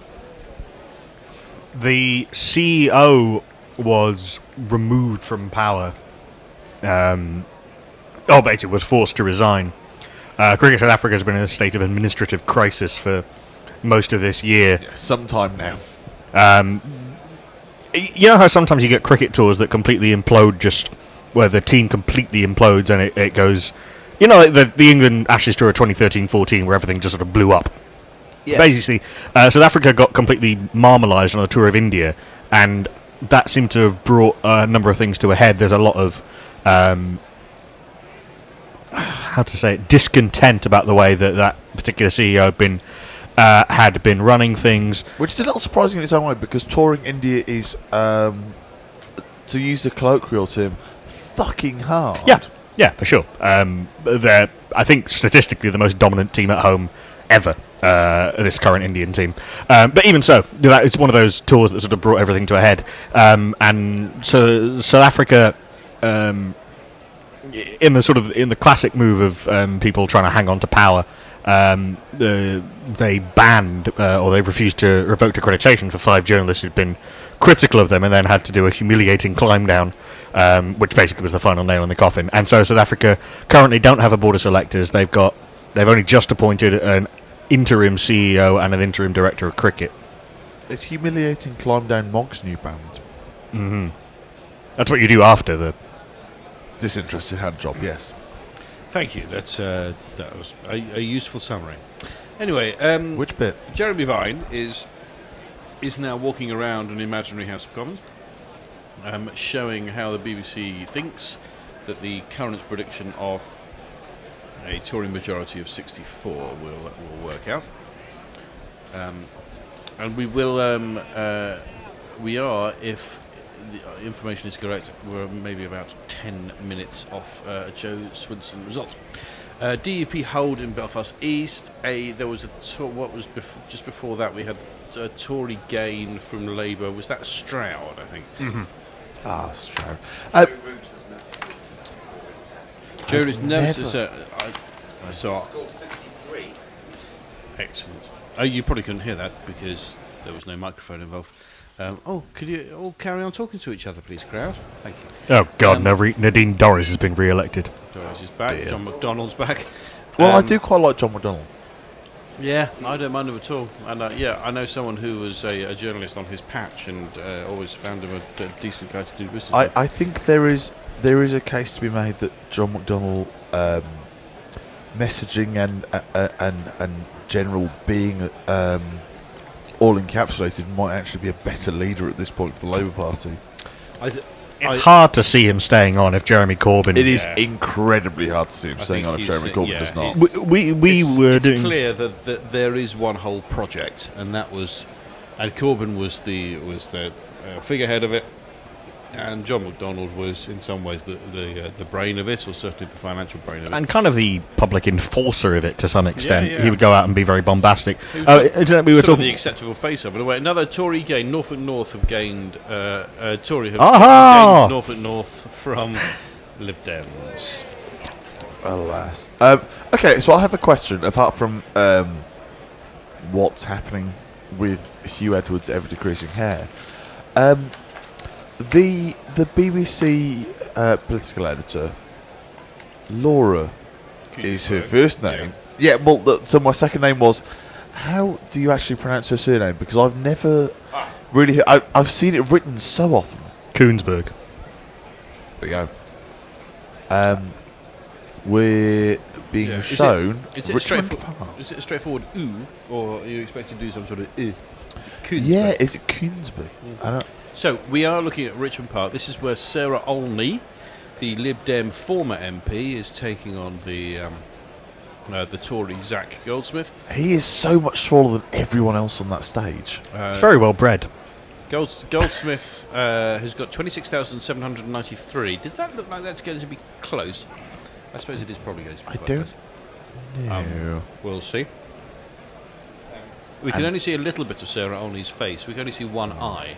I can't see a smile in the eye, but some people don't smile with their eyes. Snakes, famously, not people, but don't really smile with their eyes. Zach Goldsmith's vote numbers are down 2,000. Yes. Wow, that's quite a big majority. So that has turned. Word, you haven't misheard. So let me repeat, that was a Lib Dem seat. Bye, Zach. You won't be missed. Fuck off. So that has. I thought he was on this list. No, he's on a different list. That has turned from a Conservative majority of 45 into a Lib Dem majority of 7,600. Several. 66. Possibly. So it ends with a 6. I'll give you that. A dramatic few moments for the Lib Dems, losing North Norfolk and gaining Richmond Park within about 30 seconds of each other. So overall, having no effect at all. John Usher, an independent, with 61 votes there. A name very similar to a man who eats deep fried food for the entertainment of the internet. A man called Tom Usher. If you tweet him a thing, he will probably deep fry it and eat it for Vice.com. Zach Goldsmith's been absolutely thumped there. That's terrific. It's wonderful, isn't it? Just be a dreadful man.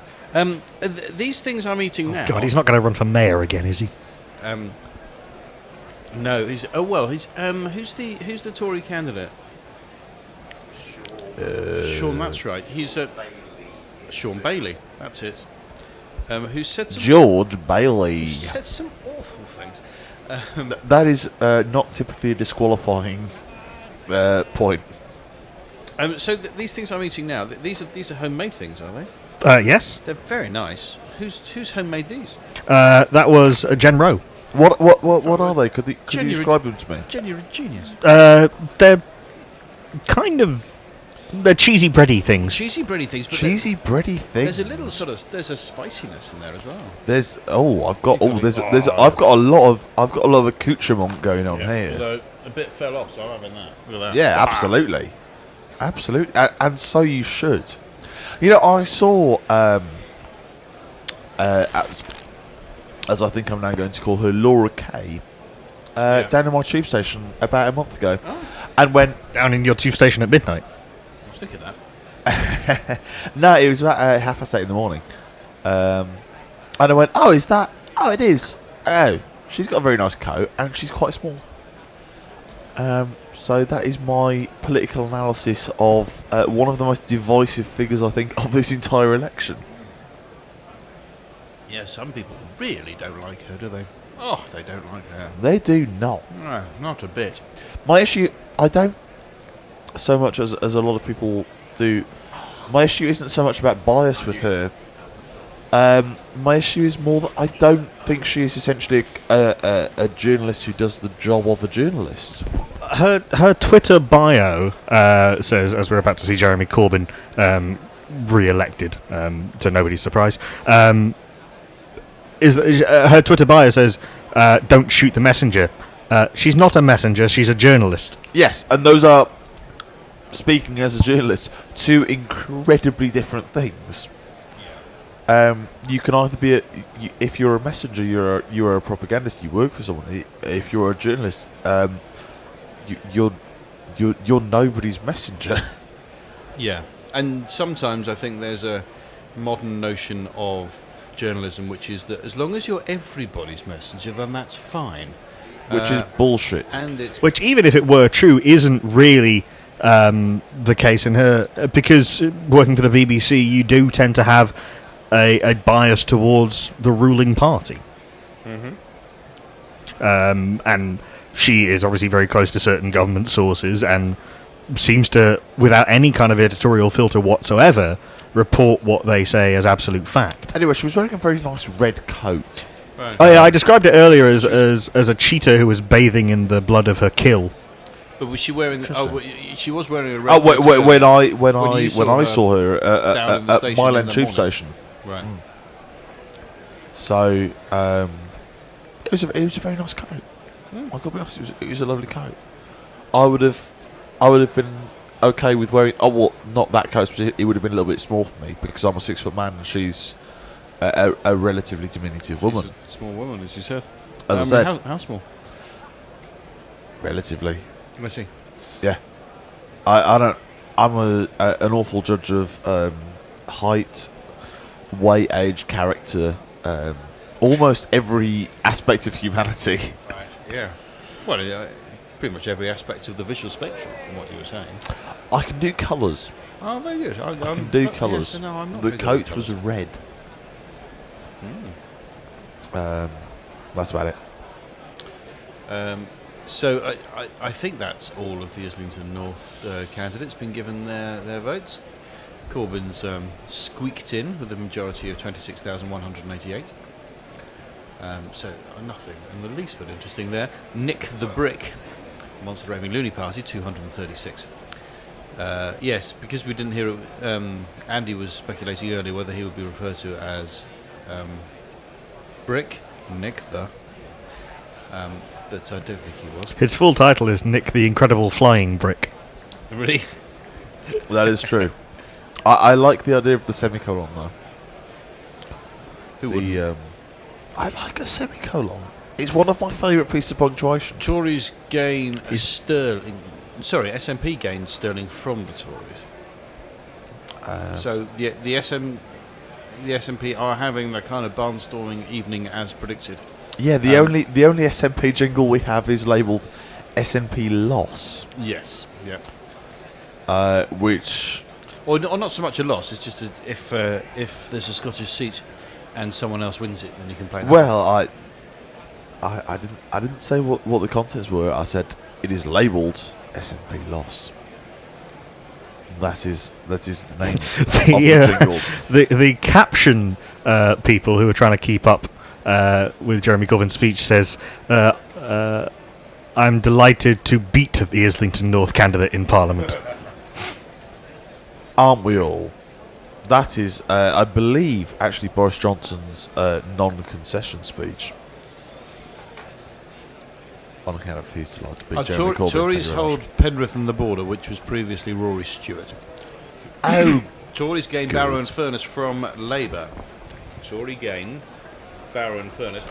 The Labour MP John Woodcock had the whip withdrawn April 2018 and sat as an independent. He's not standing and now the Labour MP now supports the Conservatives. Is that But wasn't the Conservative candidate somebody else's the Conservative candidate and won? Now, is that something that requires maybe a little analysis on our broader political spectrum? And the idea that, in theory, these two parties are diametrically opposed to each other. And yet people find it quite easy to kind of jump from sort of supporting one to the other. Conservative gained high peak. I didn't see that one earlier. I don't know where that is. So are you saying that when people change parties, there should be a mandatory by-election?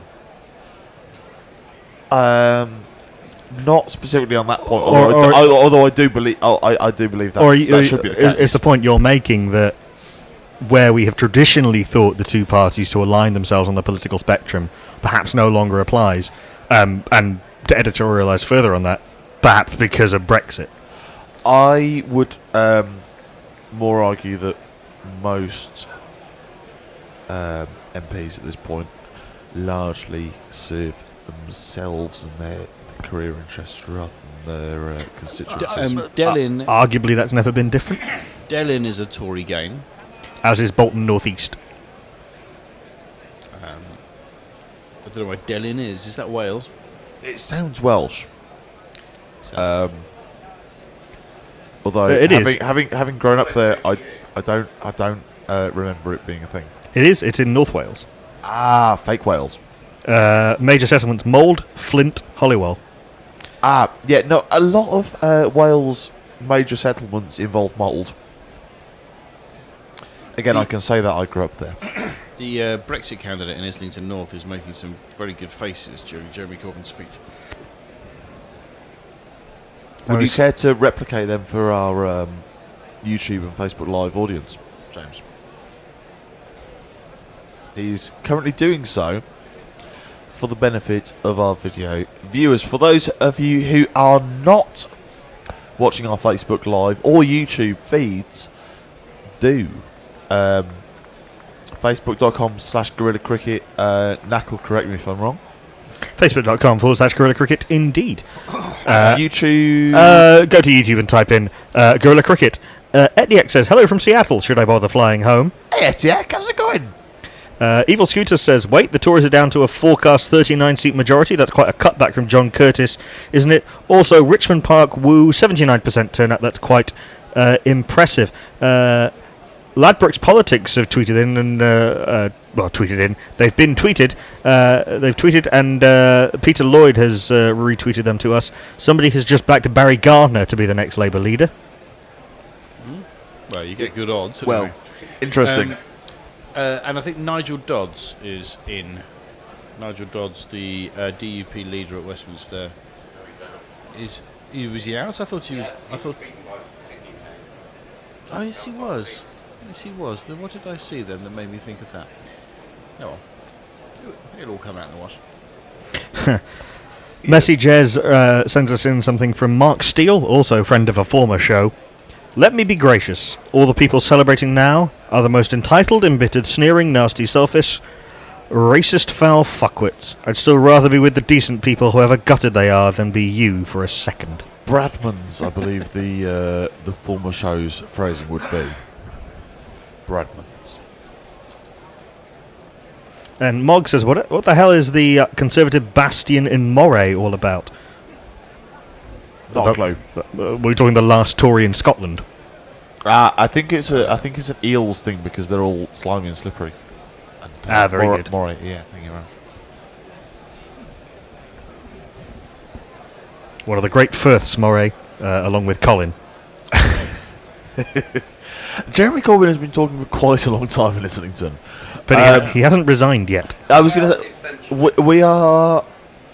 I'm certainly having to assume that this is more or less a concession speech for an election that doesn't really go in for concession speeches. Well, speaking of messengering, from Laura Kuenssberg, in fact, Corbyn, I will not lead the party in any future general election campaign. Says he will lead the party during a period of reflection and discussion. Laura Kuenssberg editorialises for once. Not sure everyone in the party is going to let him stay on to do that. That's a Michael Howard rather than an Ed Miliband. I mean, Tony Blair's former constituency, Sedgefield, has gone Conservative. As arguably it was when Tony Blair did he. was. Yes. I will not. There we go. Tory gain, Tory gain. Etc. Yeah, so Jeremy Corbyn will not be the Labour leader at the next general election. It was no particular surprise that was the case, that was going to be the case, but perhaps a surprise that he's announced it tonight. Now, this is, I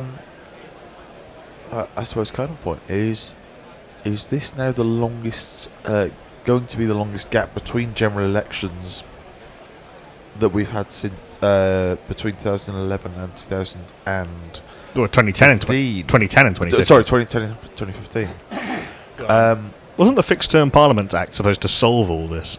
Yeah, it was meant to make it a lot harder to just call an election, and it sort of was. Although they didn't have any problem in 2017, because if the House wants to do it, I mean, it's in this ridiculous situation where the Fixed Term Parliament Act requires more than 50% to call an election. However, repealing the Fixed Term Parliament Act doesn't require any more. Is it 60%? But if instead you're going to say, let's get rid of the Fixed Term Parliament Act, then you could, and you would only need 50% plus one vote. The Conservative So Party it's a bit meaningless. The Conservative Party have held the reckon, which feels a bit. That's a dark. The Reekin. No, Yeah. the reckon, which is a Dark Souls thing, and also kind of what we're doing about this election. I came in like a wrecking ball. We are in our chairs having a good reckon about this whole process. There's Hilary Benn. Do you think that's him? Are we witnessing the beginning of Hilary Benn's leadership bid? I really fucking hope not. That's a no in the room. So, well, look, this is now a conversation that we have to begin to have in earnest after this. Who now leads Labour into the next general election? The first name mentioned tonight on the BBC coverage was Emily Thornberry. Yeah. I would not necessarily be opposed to that. I have absolutely no doubt that Jess Phillips will attempt some kind of campaign, which I would hate more than if I put a cocktail stick under my big toenail and kicked the skirting board. Speaking of which, Jacob Rees-Mogg's been re-elected. Keir Starmer's currently the bookies' favourite for next Labour leader. Then Rebecca Long-Bailey, Don't hate it. Angela Rayner, Yvette Cooper. Ooh! Liberal Democrats gained 5 North East from the Scottish National Party. Oh my word! Oh my word, you haven't misheard, so let me repeat, that was a Lib Dem seat. James Sherwood in duet with himself from 4 years ago. Oh, that was very good. Well, but that's very odd, isn't it? That is this is a little unexpected. That is odd in every single way. The SNP, and also That is it's an SNP loss as well as a Lib Dem seat. It's a Scottish seat, but the SNP didn't win it. The SNP didn't win it. The SNP didn't win it. It's a Scottish seat, but the SNP didn't win it. We're as surprised as you. So it really is. And we are. We're surprised. That is the Lib Dem's one current Scottish seat. Right. So Well, they've got one. yeah. They've got one, haven't they? Or have they yet lost one today? Tim Farron's held his. No, that's not Scotland. That's Borders. Oh, sorry. But it's this side. Alistair Carmichael? Yeah. All I saw was I'm buying I that. think a little thing with Scotland and the little LD thing had one. And Lib Dems have gained one in Wales as well. so- Gained one entire % in Wales. Oh, 1%, right. I thought it was Presumably from people who are easily swayed by being told to vote tactically in areas where that makes absolutely no sense. That, as far as I could tell, was the entire Lib Dem messaging in this election. So we're looking here at Caroline Flynn's, aren't we? In Doncaster. Doncaster. Those people look incredibly Don Valley. washed out. Don Valley is her constituency. Conservatives got 19,609. Getting a shake of the hand. The Liberal from, Democrat. Wow. Flint is out. Caroline Flint is out. Tory gain, Tory gain, Tory gain, Tory gain, Tory gain, Tory gain, Tory gain. We can't even blame that on a Lib Dem candidate, Mark Alcock, brackets, no balls, splitting the vote there because the majority was comfortably more than his share of the vote. Yeah, last time Caroline Flint was re-elected with a majority of 5,169. She's just been defeated, and Nick Fletcher, the new Tory MP for Don Valley, has a majority of 3,630. And Caroline Flint has been one of the most consistent pro-Brexit voices in the Parliamentary Labour Party, along with Kate Hoey over the last few years. Yeah, but without being quite as nuts as Hoey. And she has lost her Yorkshire seat. So It's almost as if being pro-Brexit doesn't actually mean a great deal in terms of winning your parliamentary seat. Although it is noticeable that the Brexit Party came in a very strong third. Yeah, but you'd assume that has probably compromised the Tory vote more than the Labour, or maybe equally given Flynn's. Or maybe the Brexit Party completely defeated the has taken Labour's sting in has taken away some Labour's sting in some northern constituencies. That would be a massive bugger. It looks like the Labour to Brexit swing is. Yeah, that is what it is. 16. The Conservative vote share barely changed. Yeah. So the Brexit Party have basically run interference for the Conservative Party in Don Valley. And that is in its own way fascinating, isn't it? In that you can be a relatively pro-Brexit Labour voice, but it matters bog all. Yeah. Because if people see you as a left-wing party, if people see you as an anti-Brexit party, which I think the Labour Party fundamentally generally has to be, it doesn't make a difference what you as a candidate say or think. Here's Dominic Raab looking like someone has forced him to have a political career. I say this is a man with a large head. That man is 80% forehead. But also, he's terrified. Look at him. He's absolutely terrified. He doesn't. Yeah. Someone is just off screen pointing a gun at him, forcing him to be a politician. He blinks a lot. Oh my goodness me! An SNP gain from Labour in Coatesbridge and somewhere else, and again from the Conservatives in Aberdeen South. So making that Lib Dem win even more inexplicable. Well done, the SNP. You're having yourselves a night. Well done, Labour, for not standing down in a lot of SNP seats and trying to work a coalition there. That's all gone very well for everybody. Fantastic. It's nice to see the DUP vote share down a little bit in Northern Ireland, isn't it? Just fundamentally. Yep. Right at the now that we have a conservative majority, we don't have to care about the DUP in England anymore. Guildford is a Tory hold. Anne Milton had the Tory whip withdrawn in September, and she stood as an independent against the Tory candidate, but the Tory candidate won. Theresa May has just been re-elected. Oh, well done. Well done. Maidenhead? It is Maidenhead. Yeah. Twat.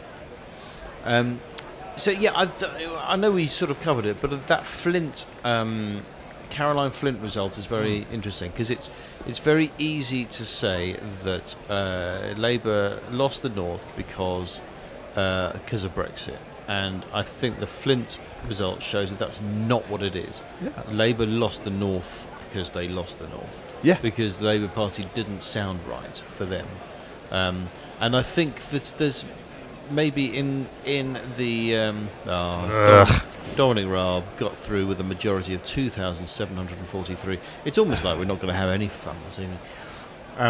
This is why I went to my Christmas party before coming here. Yeah. And then lost my coat and wallet. Oh, you lost your wallet as well? They were refound eventually. Oh, good. Well, after I assume that's how you bought all these pizzas.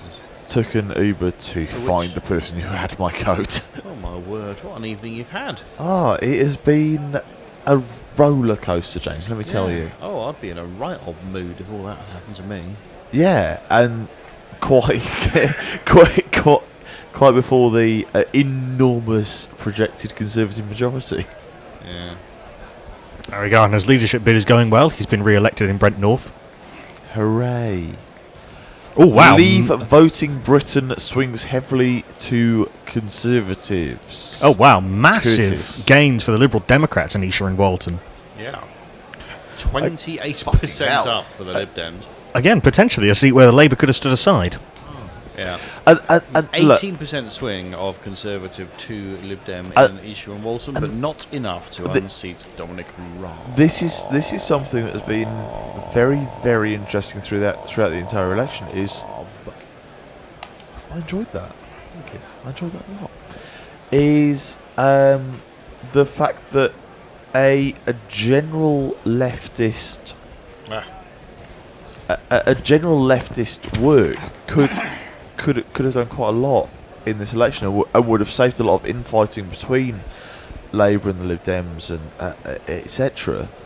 But no one believes in the other theoretically leftist parties enough, including the other leftist parties. Broxtowe stays Conservative as a result. Don Butler's been re-elected. That's nice. His previous Tory MP, Anna Soubry, who joined TIG in February 29, and then TIG became Change UK in April 2019. She stood for Change UK against the Tory candidate. The Lib Dems weren't standing to help Soubry out, and the Tory majority over Labour in 2017 was only 863. But the Tories won in Broxtowe. I've just seen a face that I didn't especially want to see. So Elmo specifically. So now we're looking at Uxbridge and South Ruislip, which, as far as I'm aware, there's not much excitement left about the possibility of the Prime Minister being unseated for the first time ever. Thank you. Thank you. You're welcome. But we'll see how close this one is. Is Elmo standing as an independent, or is it the the Muppet Party? Yeah, I don't know. We'll see. Count Binface, 69 votes. I mean, Count Bin. Oh, so nice. If you're going to get a small number, you've got to be happy with 69. Lord Buckethead, 125. So he won that one. Norma Burke comes, bottom so far with 22. Hey! But we're hearing that a UKIP got only 283 votes in Uxbridge, so that's another 500 quid. We're hearing that a leader may well have lost their seat, but it's probably not Boris Johnson, although he does look absolutely miserable as hell.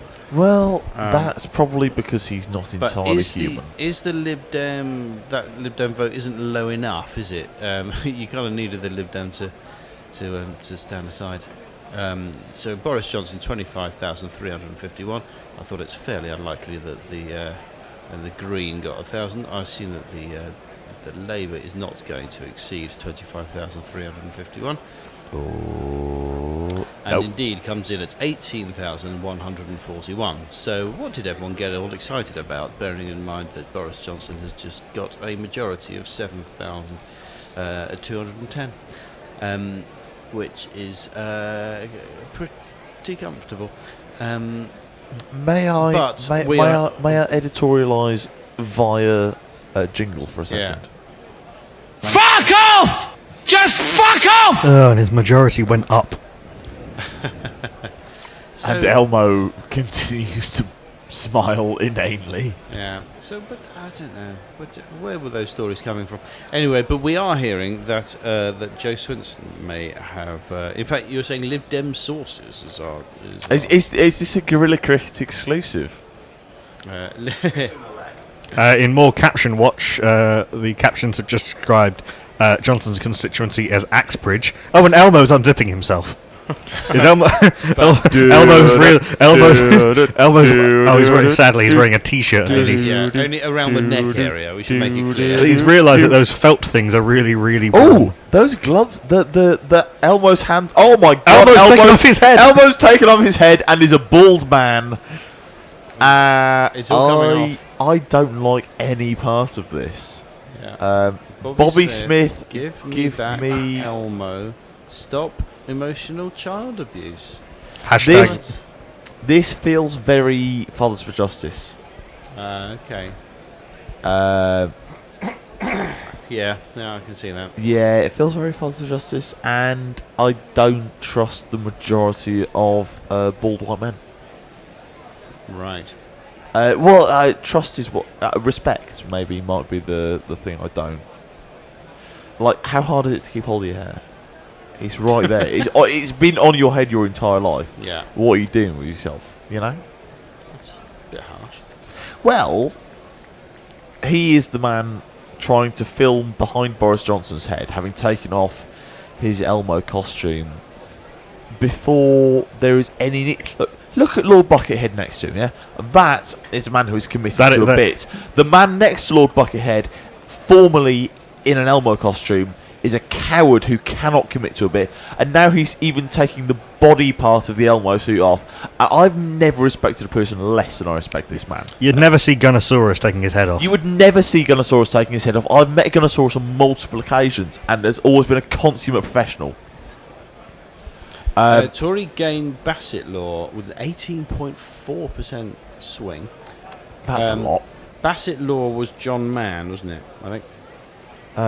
Is that the dogs? Who was also, I think I'm right in saying, firmly pro-Brexit. I think I'm right about that. It's almost like Brexit was never the defining issue of this election. Laura Pidcock, who was she the Labour MP who said she would never have a Tory as a friend?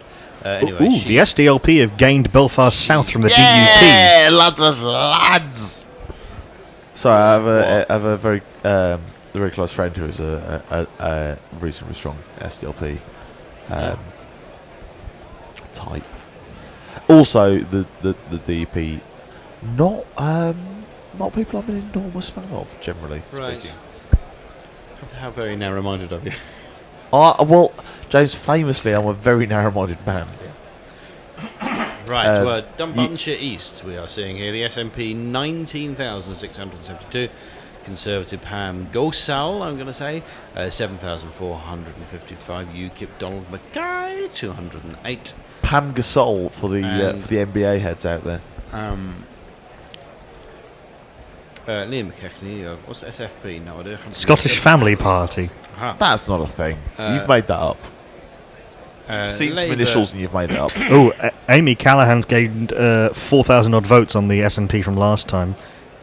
Caroline Scrimgeour, who I'm sure is a Dickensian villain for the Green Party, 916.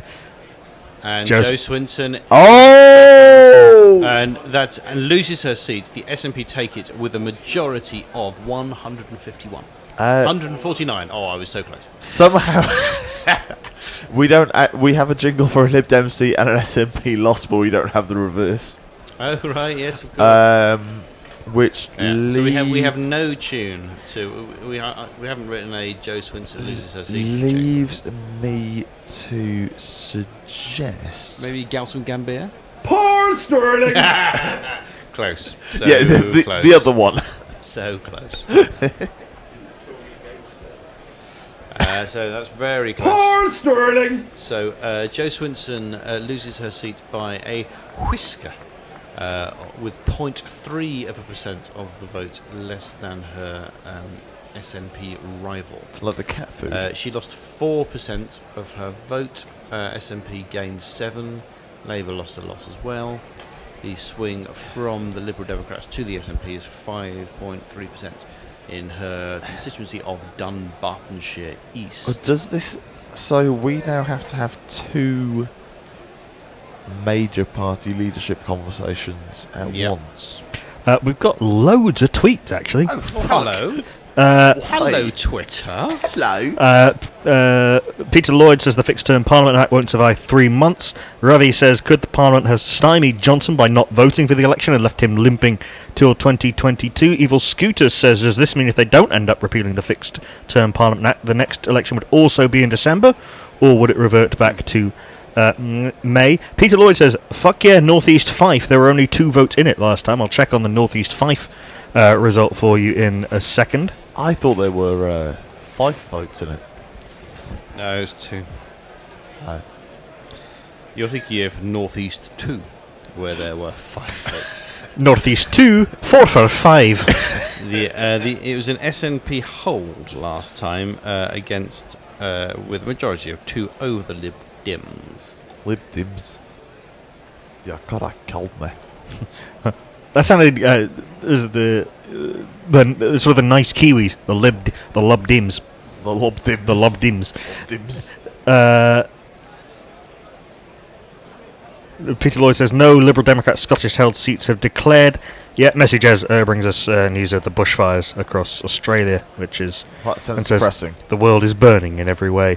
Rebecca Hurst says, hey, Rob generally looks like he is the one threatening you with a shiv in prison. No, I don't in any way, shape or form think he would have the courage to do that. Oh, Fife North East, Liberal Democrat grain from the SNP. Gautam Gambhir. I think we actually said that and actually forgot about it, but there we go. Who's gained that from the SNP? The Liberal Democrats. Right, yeah, that was the one. Okay. Who's got some Gambhir? There's a Gautam Gambhir hold. Pirate Badshaw says, you might not have to care about the DUP, but this is bringing closer circumstances where I do have to care about them and other horrors. Sigh, I'm going to sleep now. It is very much not that we don't care about the DP, because they are a very specific type of political party, and not necessarily one which I agree with on many things at all. No, nothing. They do appear to think that the sun comes up at various points in time, sometimes in the morning, which I do agree with them on. That is something that the DP and I share. Other than that, I'm kind of lost on that. So you share a worldview, if you define it as literally a view of the world, fairly limitedly. Yeah. Is that why are you talking? Why? Oh my! She's translucent. Goodness me! What, not in a good way. There are good ways to be translucent, but Joe Swinson more looks kind of ill. Oh, I see. Yeah. Well, had a tough time. Mog says, hang on, didn't Sansa declare the North as an independent kingdom for the Starks? Peter Lloyd says, I think we squeezed the Labour vote as far as it would have go in Esher. Those remaining Labour people probably wouldn't have voted without a Labour candidate. Mog says in response to our tweet saying that Dominic Raab won his seat, says simply, fucker. Sarah Wollaston was standing in Totnes and lost. I quite like her. She was standing as an independent or as a Lib Dem? As the Lib Dem. So all of the pro-European Tories and most of the pro-Brexit Northern Labour candidates have lost. It's almost like the election was never about that. So yeah, she was the Lib Dem candidate in Totnes. She went. She was one of those who joined TIG, which became Change UK, left Change UK to sit as an independent, and then joined the Lib Dems. Stood in Totnes as a Lib Dem, but lost. To her successor. Sorry, Peter Lloyd and Pirate Barcher both say Elmo is a Fathers for Justice guy. Called it. Ravi Nair says, Nye Bevan, Tony Benn, Gordon Brown, your boys took a hell of a beating. I struggle to feel triumphant about that in any way, shape or form. So there are currently 6 Lib Dem MPs elected, confirmed in this election. Who takes over the party? Because I don't think Chucker makes it. Well, Chucker didn't. Yeah, Chucker didn't win. Chucker didn't hasn't made it. Well, Tim Farron's back in. That is... Luciana Berger might not be a bad Luciana Berger might be a very, very good shout indeed. The single principled Change UK, former Change UK... Oh, Lib Dem gain in St Albans. Who was saying... St Albans, Daisy Cooper elected from the Conservatives. Hello, Rebecca Hurst is our St Albans correspondent tonight. It's been a strange... Such a strange night for the Lib Dems. Oh wow, Belfast South. The SDLP. We just announced that the SDLP gained Belfast South from the DUP with an 18.5% swing. That's quite a lot. Wow. Sorry, may I? Oh, Swinson, these results will bring dismay and despair. People are looking for hope, and they found it in you not being elected. Anyway, in St Albans. On my word, you haven't misheard, so let me repeat, that was a Lib Dem seat. Vince Cable and Tom Brake are currently joint favourites to be the next Liberal Democrat leader. Oh, my word. Oh. Slim pickings. And the SNP have gained Ayr, Carrick and Cumnock. With brother of the former West Bromwich Albion midfielder Alan Dorrans. Graham Dorrans took a good free kick. Yeah, he really did. He's playing somewhere in the Scottish First Division now, which is roughly the level of my five-a-side team player. A pretty comfortable win for the Lib Dems in St Albans. My goodness me, it really was. It's that London effect is. Oh, well, I say that but Labour got spanked there as well. Well, the 7% swing. So I've been talking to people in St Albans. Becky and my ex-girlfriend both live in St Albans. They both vote in St Albans, and the messaging from more or less any part of the left wing was, don't vote Labour in this. This is one of the few seats where a Lib Dem tactical vote is very much worth it. And as it turns out, it absolutely was. Yeah. And it is now probably the Liberal Democrats' safest majority anywhere. Really? Right. Yeah. Labour didn't have a local candidate. They kind of airdropped someone in from London, I believe. Right. One of the Brexit Party's candidates has his registered office in Australia. That seems problematic. Mm-hmm. In a political sense, not a kind of Twitter, a Twitter, Twitterati sense. Yeah, I don't always think that that necessarily a candidate has to be a local, but Fremantle, Western Australia, is a little bit too far away. Is he a doctor? Very good. Thank you. It's almost like we're a cricket show some of the time. Well, it no longer exists now that the WACA's been relegated to the second-tier venue in Perth. Actually, incidentally, that test match must be starting fairly soon. Yeah, I was thinking this last night because I work with a Kiwi. I work with a Kiwi who's been very, very closely kept. That pitch for the New Zealand Australia day-night test match, that has craters in it. It is the Grand Canyon there. Australia finished the first day 240 odd for 4. Marnus Bashan with about 110 runs. Yeah, Steve Smith out for 43, I believe, about 160 balls. But if Australia get anything like a reasonable first innings score, which it looks like they will, I can't imagine that pitch being very easy to bat on second, third, or New Zealand are a bowler down. Lockie Ferguson made his Test debut and then got injured partway through the day. Yeah, which is and Trent Bolt, I believe, is also. Well, Lockie Ferguson made his debut because Trent Bolt's injured. Yeah. But yeah, Neil Wagner's been doing all the damage with short pitch deliveries. Yes, and a brilliant caught and bowl to get rid of David Warner. And bounced out Steve Smith. Yes, he did. Caught at Let Gully. Isn't that lovely? It's nice to have cricket to talk about, isn't it? That almost feels a little less hopeless, even when Australia are romping to victory. Is it romping to victory? This is the most competitive Test match Australia have played at home for ages. Oh well, certainly since India were there. Lottie Cat says, my cat wants to know how many aggressively anti-Chris tweets she can send before you stop reading them out. It will never happen. Mayak says, send as many anti-Chris tweets as you like. He can take it. Mayak says, Jo Swinson lost her seat not so long ago. Her pamphlet said, meet your new PM. Ouch. But it's not all bad. The DUP Westminster leader has lost his seat. Yes, he has. Nigel Dodds. David Bober says, Liberal Dems flailing away on the back foot. Harriet Harman re-elected in Camberwell. Okay. Ewan Ennis says, which accent is Jo Swinson doing her concession speech in? I'm going to assume, Southern American.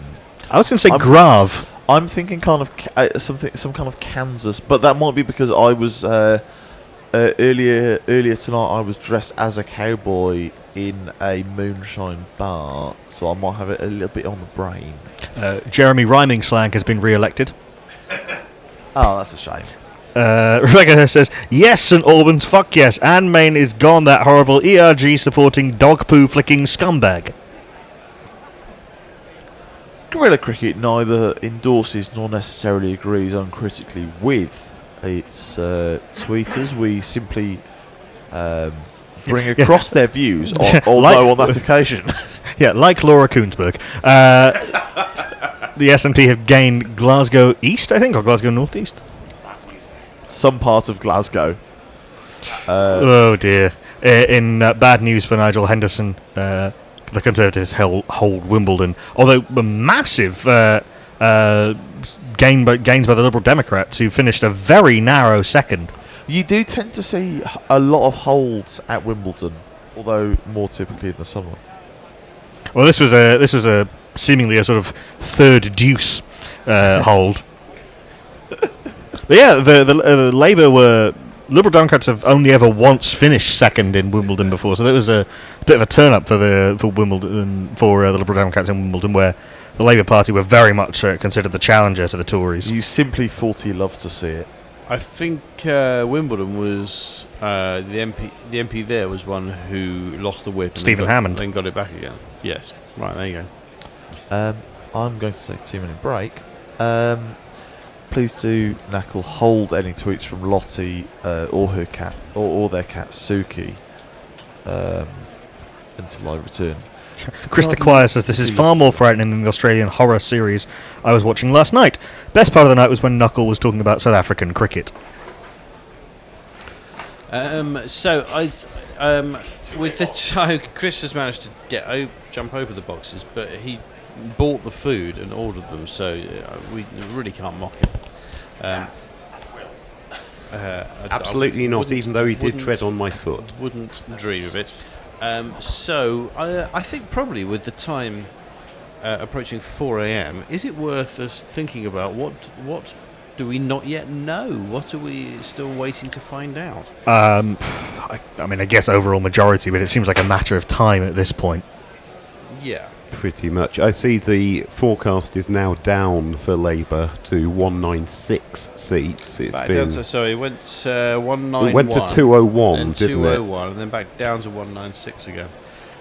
So Labour have got 143 seats. I keep forgetting that we've actually got that on our own screen. So, yes, that would suggest that Labour don't actually have many more that they're projected to win. There's presumably a few London seats still to call, but yeah, Filton and Bradley Stoke. That's Bristol, isn't it? That's Bristol, yeah. Conservatives hold Chichester. Big surprise. We're apparently seeing helicopter footage of Boris Johnson going to bed. Oh dear. Oh wait, is that North London? That might be Jeremy Corbyn, actually. Does he know which house is? Whose house? Oh no, Uxbridge is sort of North London, I guess. I'm just judging by the police escort. Yeah, no, that'll be Johnson, I expect.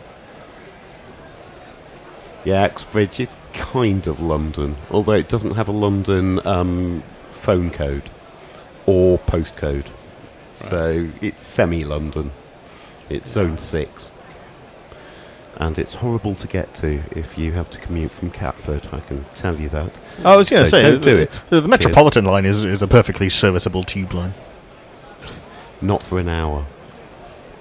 But no, it's perfectly... From Catford, it's to go to Uxbridge. That is 2 perfectly reasonable. It's about a journeys 4-hour round added commute. Together, yeah.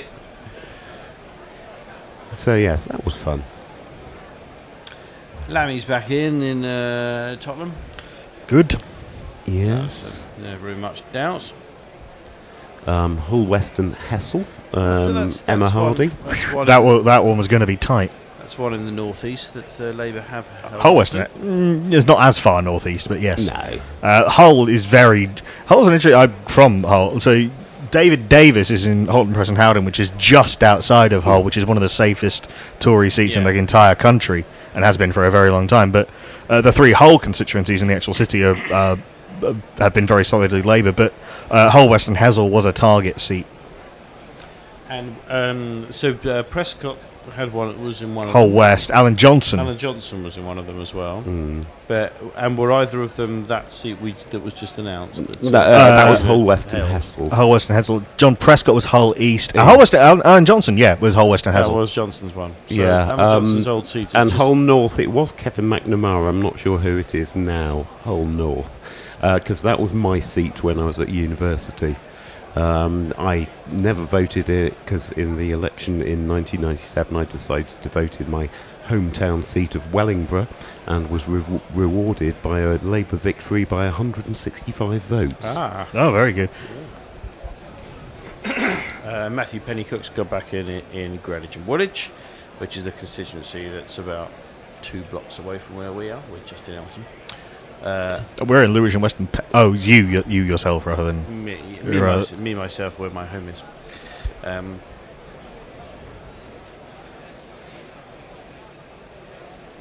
There's not a lot happening at the moment. We'll see. The BBC forecast is still for a Conservative majority. You'll be very surprised to hear. I mean, talking about the Labour leadership now, there's one name I might throw into the mix, as he's actually had a huge swing against him, but just gone back. How about Ed Miliband? Well, yeah, I was just thinking about Miliband. We've had the Miliband result now. Yes, he had about 12% swing against him, but made it back in Doncaster North. So what's his majority now? Oh, it's only about 2,000, 3,000. Right. But I mean, one would think that this is the low watermark, or one would hope for if one were a Labour persuasion. David that Miliband this is would currently be the low watermark. I mean, it's the lowest watermark in a very, very long time. Labour Indeed. hold Chester. Was that close? I'll have a look at that in a second. I'll tell you that David Miliband and Clive Lewis are both on 25 to 1. The next Okay. Labour leader. I was actually talking about Ed So rather than David. Conservatives hold Isle of Wight, which was one of the top Green targets. It was the top Green. Ed Miliband doesn't appear to be actually listed as a... I cannot find odds for him anywhere. Okay. Oh no, 150 to 1. There we go. I think Top tips. I think Ed Miliband would be a good guy to get into your leadership, but a team. But I think him himself is probably not a strong bet, I'd say. The question is who, obviously. There's no obvious candidate at the moment. Well, I mean, obviously Corbyn wasn't an obvious candidate last time out. Yeah. I mean, there's a few. I see Rebecca Long Bailey is back. She seemed to have had a good Thornbury's election. back. McDonnell's back. McDonnell, you would think not. Well, we discussed I that would earlier, say. actually. Yeah, That seems unlikely. He's just sort of somewhat discredited. I mean, there are those who are seen absolutely essential to the Corbyn project, and there are those who were in the cabinet, and there's obviously a lot of overlap there, but it's not exactly the same thing.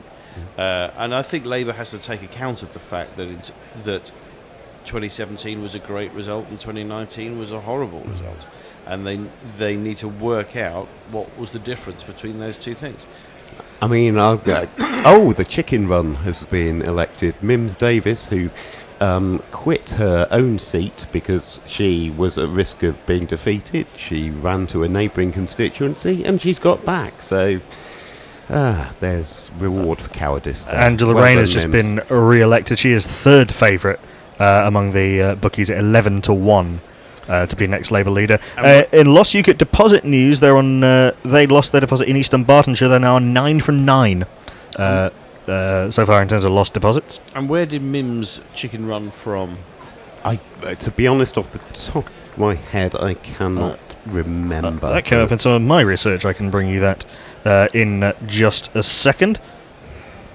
And and Chester we were asking about as well. Yes. That's one that Chester. Obviously, Giles Brandreth. I was going to say, yes, was the Tory MP for Chester. So I think it's always been it has been in recent general elections a fairly close Labour Conservative marginal. I think. Mims Davis was in Eastleigh. Okay, that's the one. Yes. Where the threat is the Lib Dems, I assume. Yes, that was one of the targets. Actually, it was quite out the Greens' target seats as well, but it doesn't seem likely. In terms of Brexit Party deposit news, with just 2.5% of the vote in Birmingham Edgbaston, they've now lost their 47th deposit, and which means they've lost a total of £23,500. By the way, you're saying the Green major target was Isle of Wight. They came third with 15% of the vote. So. Right. Actually down 2.1%, but Conservatives still got 56% of the vote. So I do remember campaigning in the 2005 election in Lewisham, Deptford, and meeting some Green canvassers who said, "Well, we're actually from Kent, but we want to be here where we can really win this seat." At the previous election, the Greens had 2,000 votes. So occasionally they do con themselves a little bit, I would say. We're seeing Nicola Sturgeon at the moment, presumably fairly happy, although I don't know if I've ever seen her smile. Well, she's got more important things to do than smile. Well, no, that is a fair point. Although possibly a bit disappointed that she will have no influence, seemingly, in this next government, despite a very good night for the SNP. Chester, you said Chester. Chris Matheson held with a majority of just under 7,000. Oh, pretty comfortable. But then the northeast has been a bigger problem for the Labour Party than the northwest, hasn't it? Yes, so far. Although a couple of the Lancashire seats have gone Tory, filed and so forth. One of the Blackpool North, I think. Talking about the northwest, Labour have held on in Ashton-under-Lyne, just outside Oldham. Although there was about a 8.5% swing against Angela Rayner. Conservatives have held Beaconsfield, so Dominic Grieve has not won, having stood as an independent there. The former Tory MP for the constituency, Dominic Grieve, who lost a Tory whip in September 2019 and has been an independent MP ever since, and he was standing as an independent candidate but was not successful. We'll give you some Beaconsfield numbers when we've got them. Continuing the trend of independent pro-Brexit Labour vote MPs and independent pro-Remain Tory MPs failing to get back into Parliament. Yes. Yeah, I mean, I don't think. Of the defectors, number 7.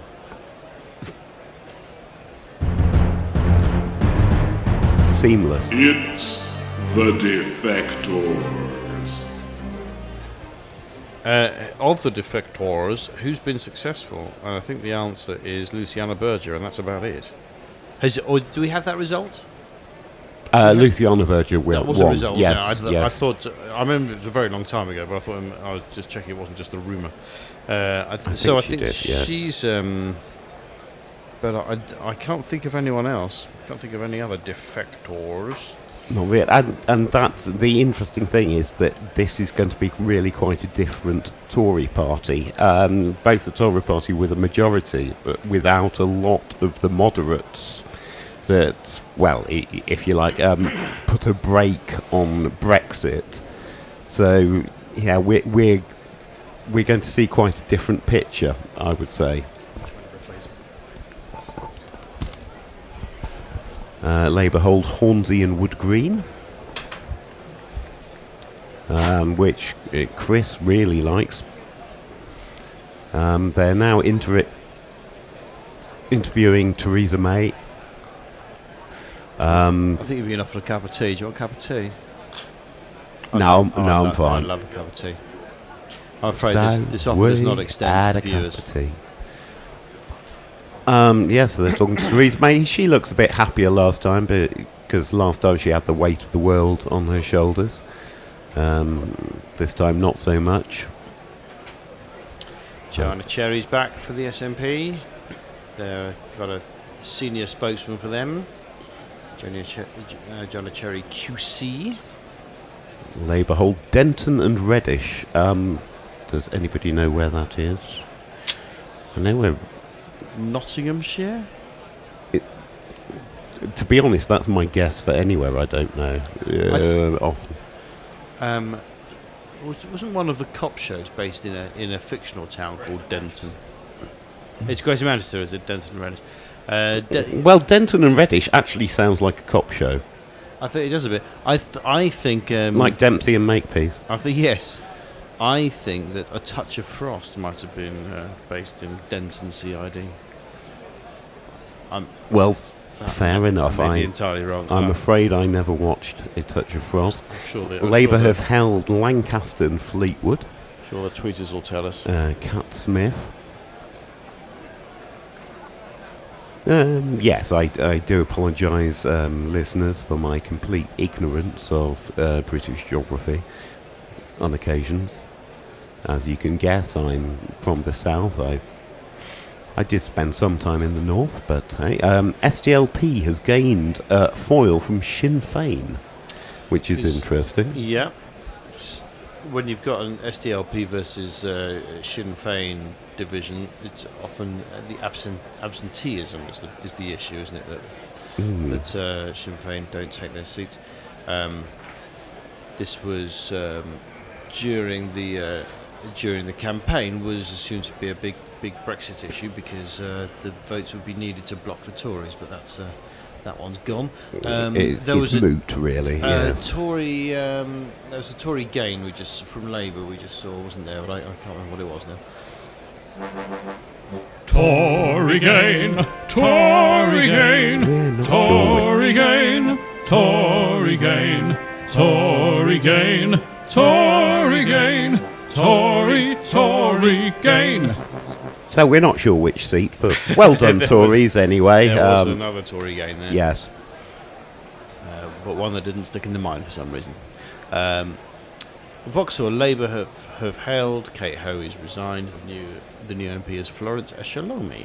Yes, I'm sure she's probably more popular with her local constituency party than Kate Hoey was towards the end, from what I've heard from Labour Vauxhall members. The Conservative Party, in taking the other Ruislip seat, have secured their hold on the whole of Ruislip. To be honest, they'd have settled for that at the start of the night, wouldn't they? You're controlling Ruislip. If you'd offered them that, they'd have bit your hand off. A wise man once said, if you control Ruislip, you control the world. So true. Ruislip, very much the Istanbul of Middlesex. Yes. Who was it that wrote First We Take Ruislip? Oh no, that was Manhattan, sorry. But similar kind of thing. If you've ever been there, do. If you've never been there, do, because it's a treat. Ladies and gentlemen, yeah. Ruislip, it's the future. SNP hold Glasgow South. Stuart MacDonald with a very stereotypical Scottish name.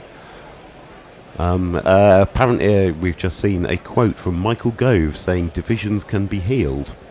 So, obviously, we treat that as gospel. S&P hold Dunfermline and Fife West. Douglas Chaplin there. And Conservatives held Elmet and Rothwell. That's got to be southeast somewhere, but do we know where? That doesn't ring a bell, that one, I'm afraid. And Thornbury and Yate. That sounds more southwest to me. Yes, yeah, it's Bristol. Ah, right. Oh, West Yorkshire. Again, my geographical ignorance is coming to the fore. Conservatives have held Beckenham. Colonel Bob Stewart. I know that about 15 years ago that was a big Lib Dem target, but I think it's since become fairly safe Tory, Beckenham. Nice cup of tea. Yes, currently here at Guerilla Towers we're having the tea, thanks to our new tea boy, Chris 1209. You say new? Oh, sorry, I apologise. Well, now at 4:17. So what's the situation? Conservatives are on 243, Labour are on 165, Lib Dems on 7, SNP on 39, Brexit Party 0, and other 18. Remind me, James, what is a lower number than 0? A lower number than 0. And which party was it that was on 0? In terms of positive integers that might exist. In terms of the possibility, in terms of numbers that you may get as a number of seats. Oh, well, it's funny you should say that. There actually aren't any numbers at all. There are not any numbers higher than that. Correct. No, lower than Sorry, lower than correct. that. Interesting. Conservatives hold Northampton North, basically meaning that the whole of Northamptonshire will once again be completely blue. So sorry, I grew up in Northampton. Having just gone into the other room where I could hear Andrew Neil talking. Oh dear. Well, quite. He is. Did you hide in the fridge? Very small fridge. He is very forthright on the idea of there will be now, which certainly in terms of this, I think he's correct. That there will be no people's vote on any possible Brexit deal. But he was delighted by the idea that any kind of left wing. That man has very dark sunglasses on. We're now looking at Brighton. It's Pavilion. It's Caroline Lucas's seat. Seat. Yes. So Conservatives 10,176. At Labour's Adam Imanpour 13,211. There was. Whereas Caroline Lucas, 33,151. And again, I did not finish my maths degree. That seems like more. Yeah, a majority of just shy of 20,000. That is more than 0. And up from last time. I think basically Caroline Lucas has a seat for life. So do I. It's my chair. Shit. Oh dear. That's your beer on Something has dropped down, but no, Caroline Lucas has a majority of 20,000. I could tell you a few things about Caroline Lucas, but I won't on air. Jess Phillips is back. Jess Phillips is back in Birmingham Yardley. Jonathan Lord has been re-elected for the Conservatives in Woking, despite the Martian invasion on the BBC and recently. The, Pizza Express. Keir Starmer is back in Holborn and St Pancras. Frank Dobson's old seat. Your first ever vote was for Frank Dobson. Yeah, he's a decent chap. Yes. Well, all I will say about Caroline Lucas is that one of my very, very best friends used to work for her a couple of years ago. She's not the angel. Let's put it that way. I see. Indeed. No, well, she doesn't strike me as an angel. She strikes me as someone who's a jolly useful nuisance. An excellent nuisance. Unless you work for her. Well, I don't. Streatham. So that Labour have held Streatham. And Bell Ribeiro Addy, which is a great name. And thus vindicating Chuka Amuna's decision not to try and stand there as a Lib Dem. But then it didn't work for him standing in the cities of London and Westminster either. The Conservatives have held Hastings and Rye. Probably not a big surprise. Well, and also Skipton and Ripon. It's I guess not a massive surprise in that they've held. Don't kick my tea over. They've held Hastings, but Amber Rudd's majority there was only 346. Oh, of course, it was Amber Rudd. Yes. So, Conservatives gain Crewe and Nantwich.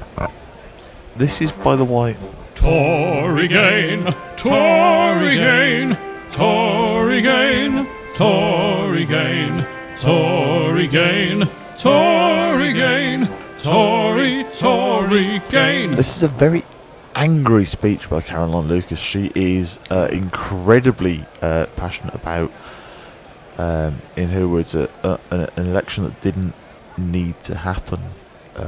Right. A people who aren't getting the politics and the policies they need.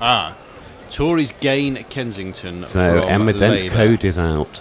Dent Code is out. That's a shame. Sanjima was the Lib Dem candidate, wasn't he? Indeed. Former Tory. Where, Knackle, would you like to come over here and show me where we got up to in tweets? So not a total washout for the Conservatives in London, as they hold on to there's a Labour seat in Scotland. Oh my God, it's a Scottish seat. Yeah, number But the 5. SNP didn't want it. It's a Scottish seat, but the SNP didn't win. It's the SNP didn't win. It's the SNP didn't win. It's a Scottish seat, but the SNP didn't win it. We're as surprised as you. See, we've got a bunch of tweets. Can you believe that?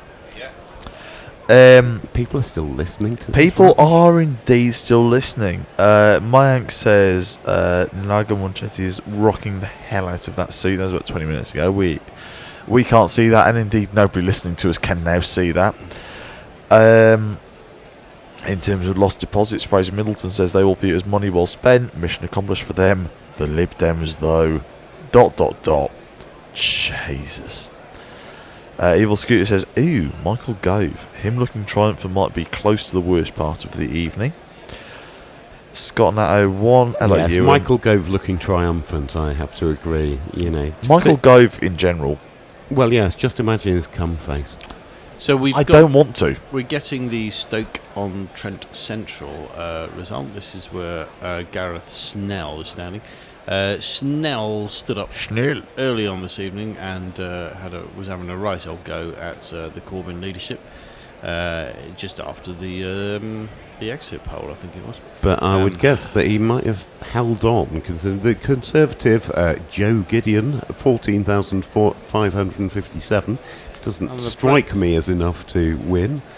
Brexit Party 1,691. The Greens have 819. I assume there's no great Liberal Democrats 1,116. That's not many. Stephen Pritchard. And so we're just waiting. Gareth Craig Snell. 13,000. 13,887. I was wrong. So yeah, that is. It's one of these.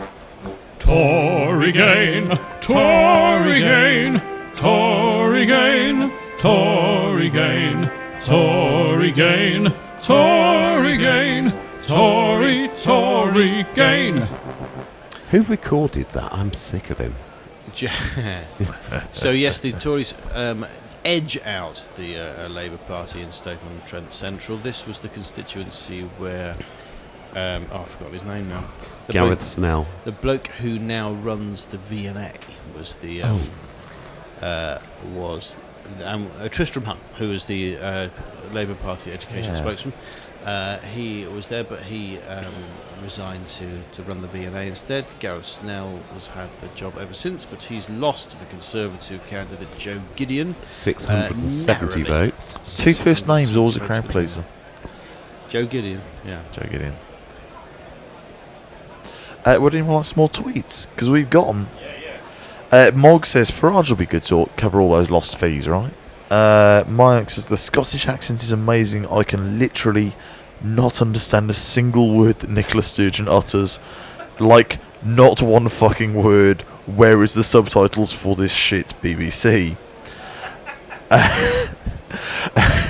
Well, you're tweeting the wrong people. Messages. It's Laura. Only has hair on one side of her head for no apparent reason. And also, we're watching the same BBC coverage, and we've got subtitles on your telly. You could probably get subtitles on your telly. You probably can. If your question is where are the subtitles, they're probably somewhere under the button marked subtitles on your remote control. Messi Jez informs us Pakistan-Sri Lanka starts again in what is now 3 minutes. Australia and New Zealand in just over half an hour. Conservative majority over Labour in Kensington, 150. Which is and thank you, Sam Giermar, for that. That one might say that is because the Lib Dem vote was 9,300. That is that loss is directly a result of the Liberal Democrat campaign. And the hang on, that's my tea, not my microphone. The majority of Labour over Conservative last time was 20 votes. It's the most incredible recent history very tight for that seat. It was. It's again showing a lack of swing in London again. Yeah. I think which is weird because been swing to Conservatives in London, but it's been very tiny. Well, you don't see as much swing in London as you do in places like Manchester and Yorkshire. You tend to see movement off the seam and maybe up the slope at Lords. So it's all Sam Jeemer's no fault. comment. It's also much loved Vivian Lichtenstein as well. It's also much loved and brilliant actor Tom Hollander's fault because I saw a thing on Twitter which was him walking around Kensington saying what a marvellous thing Sam Jeemer is. Well, there we go. Mayank also says, hang on, with Boris in his massive majority plus a much more right-wing Conservative Party, what's to stop him from tearing up his shite deal and saying, fuck it, we're leaving, with no deal, bye-bye? Well, there is actually something that means that if we don't... I believe, I haven't looked into the details, that if we don't have a trade deal in about a year's time, there is a chance through legal loopholes that we could leave with no deal. And given that trade deals are never negotiated within 12 months... Oh, good. And that the likes of Marc Francois have been re-elected... I'm just sending happy thoughts, and I hope you get the same warm buzz as I'm feeling at the moment. Messenger says, things you expect to hear on Guerilla Cricket number 215. Ruislip is very much the Istanbul of Britain. You're very kind. Why not Starmer to lead Labour, says Palfreyman, has twice the spine and personality of Miliband. Someone said earlier he was the joint favourite, no? I don't know about the personality, but I'd say I've got respect for him. I'd say certainly, he's not a particularly charismatic figure, but he's quite a strong figure. We've been sent a picture of what is being called the Anti-Chris team. So there is, for those who are not watching, a cat. Mostly it's a cat whose name is Suki. Don't know much about cats, but that was one. They've got legs. Allen and D-side, where's that? Was it Allen and... well, it would be in D-side, wouldn't it? Where's D-side? It's next to Seaside. Allen in D-side is a caller into 606. Where is Alan and Deeside? Next to the seaside. He's on the call. He's on the phone at the moment. He and sells- he disagrees with Pochettino. He sells seashells by the D-side. Where is Alan and Deeside? Conservatives have held Pudsey. That's bad news for my distant relative of mine. And of course, Pudsey is where Boris Johnson hid in a fridge yesterday. The bear. Ooh. Where is Alan and Deeside? I'm trying very hard. North Wales. Okie dokie, thank you. No, again, sorry, not, I was trying to get Alan and Deeside on Skype. not a place that actually exists. North Wales, not. Why does North Wales not exist, Chris? It's hypothetical. It's like the kind Because I remember spending 2 family holidays as a child in Anglesey, or as it's known, Oh my God. Ynys Môn. So I think it existed then, and people tended to speak Welsh. Yeah, it's not a real language. Oh, fair Got enough. GCSE in it. It's not a real language. Conservatives have held Milton Keynes North. I'm sure that constituency Eltham Labour hold, that's my one. Good old Eltham. That's Clive, Clive something. Efford. Yes, Clive Efford. Conservative held Leicestershire South, Alberto Costa, who might well be repatriated. Right. Who knows? Richard Bacon has been re-elected as a Conservative for Norfolk South. He's got over the cocaine thing very well. Our second batch of food is almost here. We've just finished those pizzas. So good news. I tell you what I could really do with now. Another couple of pizzas. Yeah. Oh no, not pizzas. There's some kebab meat going on. There's some chips going on. There's Sam it's very Terry interesting. has won Ilford South. Mike Gapes has lost it. Labour. Mike Precious Antique Gapes. Mike Gapes was standing for Change UK. So is that all 3 Change UK's gone? Soubry and Gapes and the other one. Heidi Allen, is she still one or? She is still in the party, but she's not a candidate. I've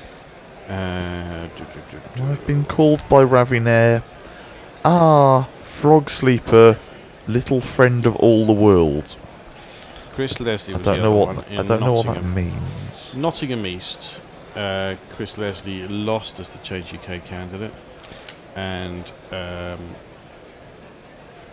were 2 others. And the one we've just had, Ilford South. That's Mike Gapes was the Change UK candidate, but only Labour got held it. 7.3% of the vote. That's Right. not much. No, Labour got 65.7%. So Ewan Innes says the only Labour seat left in Scotland, and the candidate they tried to deselect. Oh, we've got people waking up to us.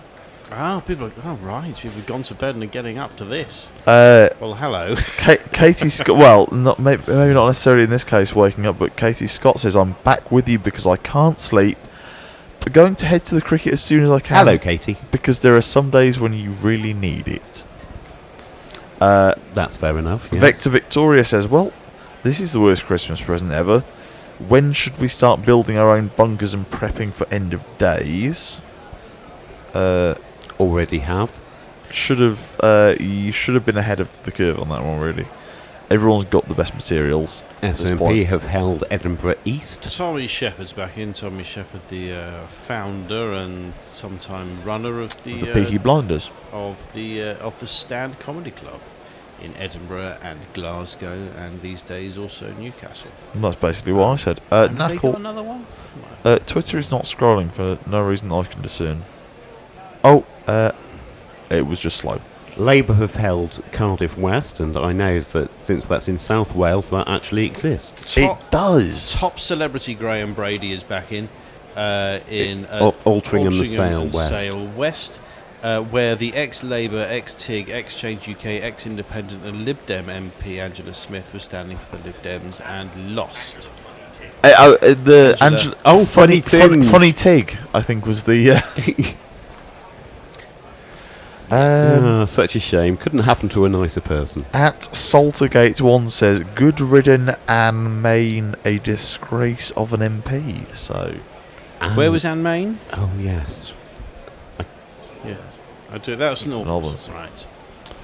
Yes, she was the ERG one, wasn't she? And Scott Natto 1 says, presumably of the Welsh place that we didn't quite identify, or we were struggling to identify, because it was. He says it's sort of next to Chester. Okay, yeah. Which does scan as it being in North Wales. Yes. Oh, so they'll probably have Scouse accents there. Allen and Deeside, isn't it? Allen and Deeside. And that is a woman talking to another woman. This is why people tune into our commentary. You realise they allow this now. Yeah. So we've caught. It's just creating a picture, isn't it? We've caught a woman. We've caught up on tweets. So do tweet us in at Guerilla Cricket. 1 R as in cricket, 2 L's as in bollocks. I'm sorry to play this again, but fuck, they're on a map. Tory gain, Tory gain, Tory gain, Tory gain, Tory gain, Tory gain, Tory gain. It's gone off the screen now, but I believe it was Derby South. No, Derby North. Derby North. Labour MP Chris Williamson, who was suspended from the party. Suspended from the party in February 2019, was reinstated and resuspended in June, and who left the Labour Party in November. He stood as an independent against the Labour candidate, thus, it would seem, splitting the Labour vote, and the Tories got in. The Labour majority over the Tories in 2017 was only 2,015 votes. He's the bad anti-Semite one. Is that the? You may say that. Is that the impression that is given of him? Yes, that is certainly the most common criticism made. Yeah, of him. That is that criticism again. It has been said that he is, if anything, too anti-Semitic.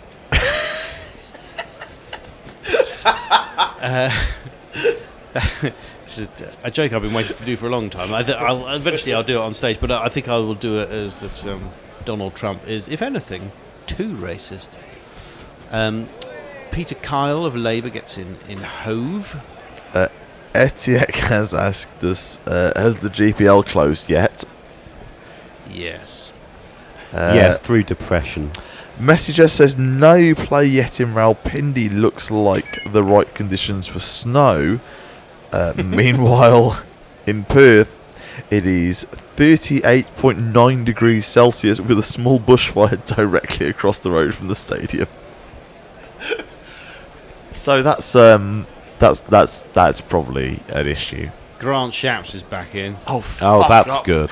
My old MP and certified penis. I do remember in the early days of Twitter, I got an email saying Grant Shapps has just followed you. This was when before he was even in government. This was when he was in opposition, and little did I know, but it was all part of his Twitter harvesting operation. Yes, he did some odd things on the computers, didn't he? And also some stuff with social media.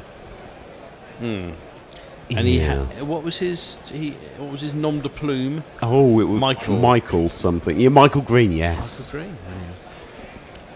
If anything, I'd personally go with Michael SNP. Would you? Yeah. Yeah. But a very good joke there, Chris. She's handy. Very good. I appreciate that. I was going to say something there, and I completely lost my thread.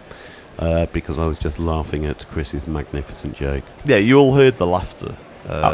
It was very obvious to the listeners. Well, to be honest, Knuckle has just picked himself up off the floor. Sadly, you can't hear him off mic. But I hadn't seen that SNP gained Kirkcaldy. Which was Gordon Brown's old seat, wasn't it? Did Labour get it back then? 2 years ago. We have a tweet from at Cat Sitting Hendo. Oh yes. Who says, "Who won in Wimbledon? Please tweet Can't bear to listen to or watch anything. Labour candidate's campaign centre was in my road, watching Perth Higgelites. It's all I can stand. I'd love Neil Wagner to bowl at IDS. To be honest, I don't know if we should tweet him the results. No, I don't think so. Considering it was really, really quite close. I'm going to reply to him simply saying go to sleep. Yes. Also, we have a tweet from Zik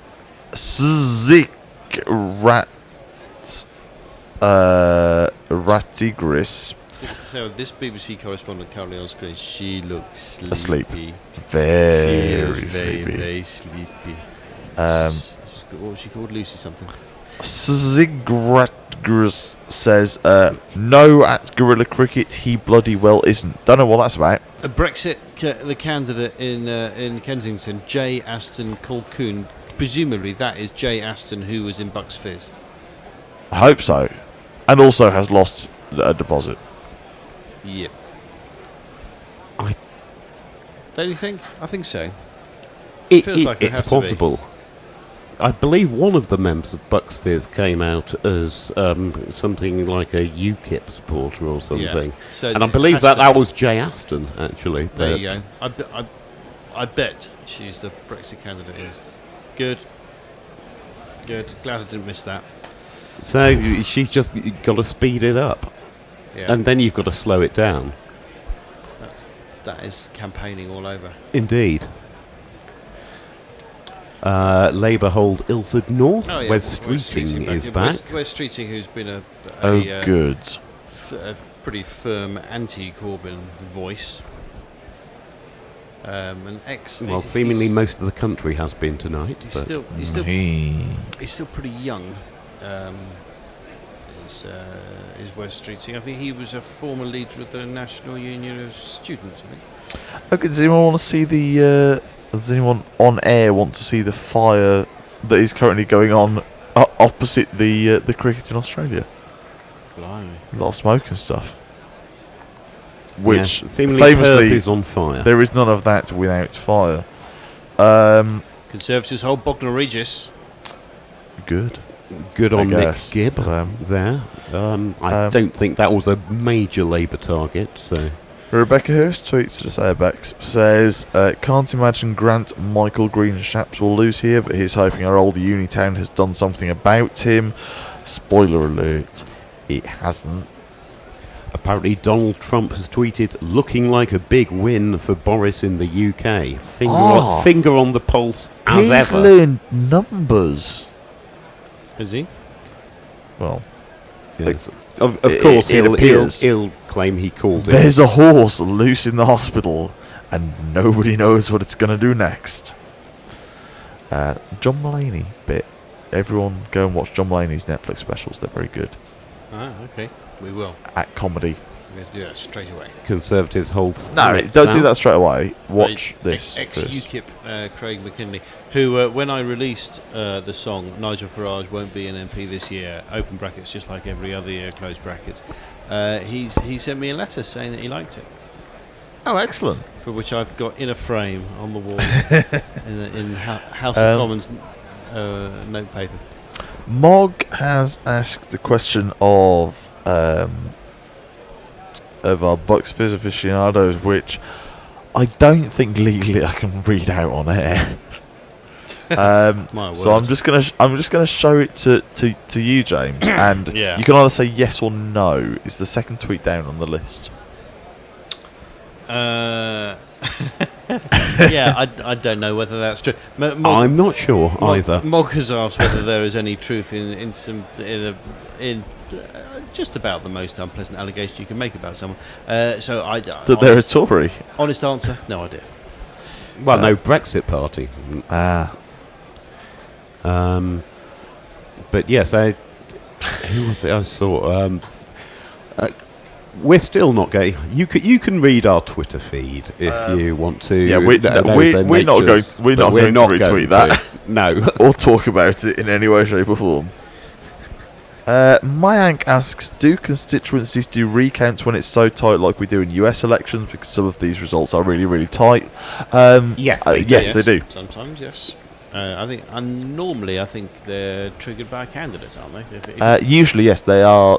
They tend to be asked for by the a very narrowly losing candidate. Yeah, but yeah, I think there's possibly an official border where you can claim. Yeah, they absolutely can more or less tell you to fuck off. Yeah, I mean, essentially, if the majority is more than 3 figures, then that will be the fuck off zone, basically. Fuck off zone. That just feels like the whole election to me. But there you go. What would be your fuck off zone, Andy? Just in life and in the world. In life, it's kind of watching this election, really. In the world, I don't know. Post-Brexit Britain. James, what would you consider to be your fuck off zone? Any of the places on screen. Great Grimsby, Calder Valley, West Bromwich East, which I remember in either the 2015 or 2017 election, you described West Bromwich East as, well, then just Bromwich. It's one of my favourite moments. Great Grimsby's gone Tory. Great Grimsby, which was Austin Mitchell's constituency. It was indeed. Which has been Labour since. That was a big target. Certainly since 1997. That was a big so target. Since I was 5 years old. Longer than that, probably. But we're talking about a big swing. Which no ding. 15% swing in Great Grimsby. Big swing, no ding. And as it pointed out, 71% leave vote in the referendum. I like that they flag these things up on account of we've become reasonably sure that Brexit had very little impact on the specifics of almost all seats. But we're still going to bring it up because someone's prepared these numbers and graphics. So by God, we're going to fucking use them.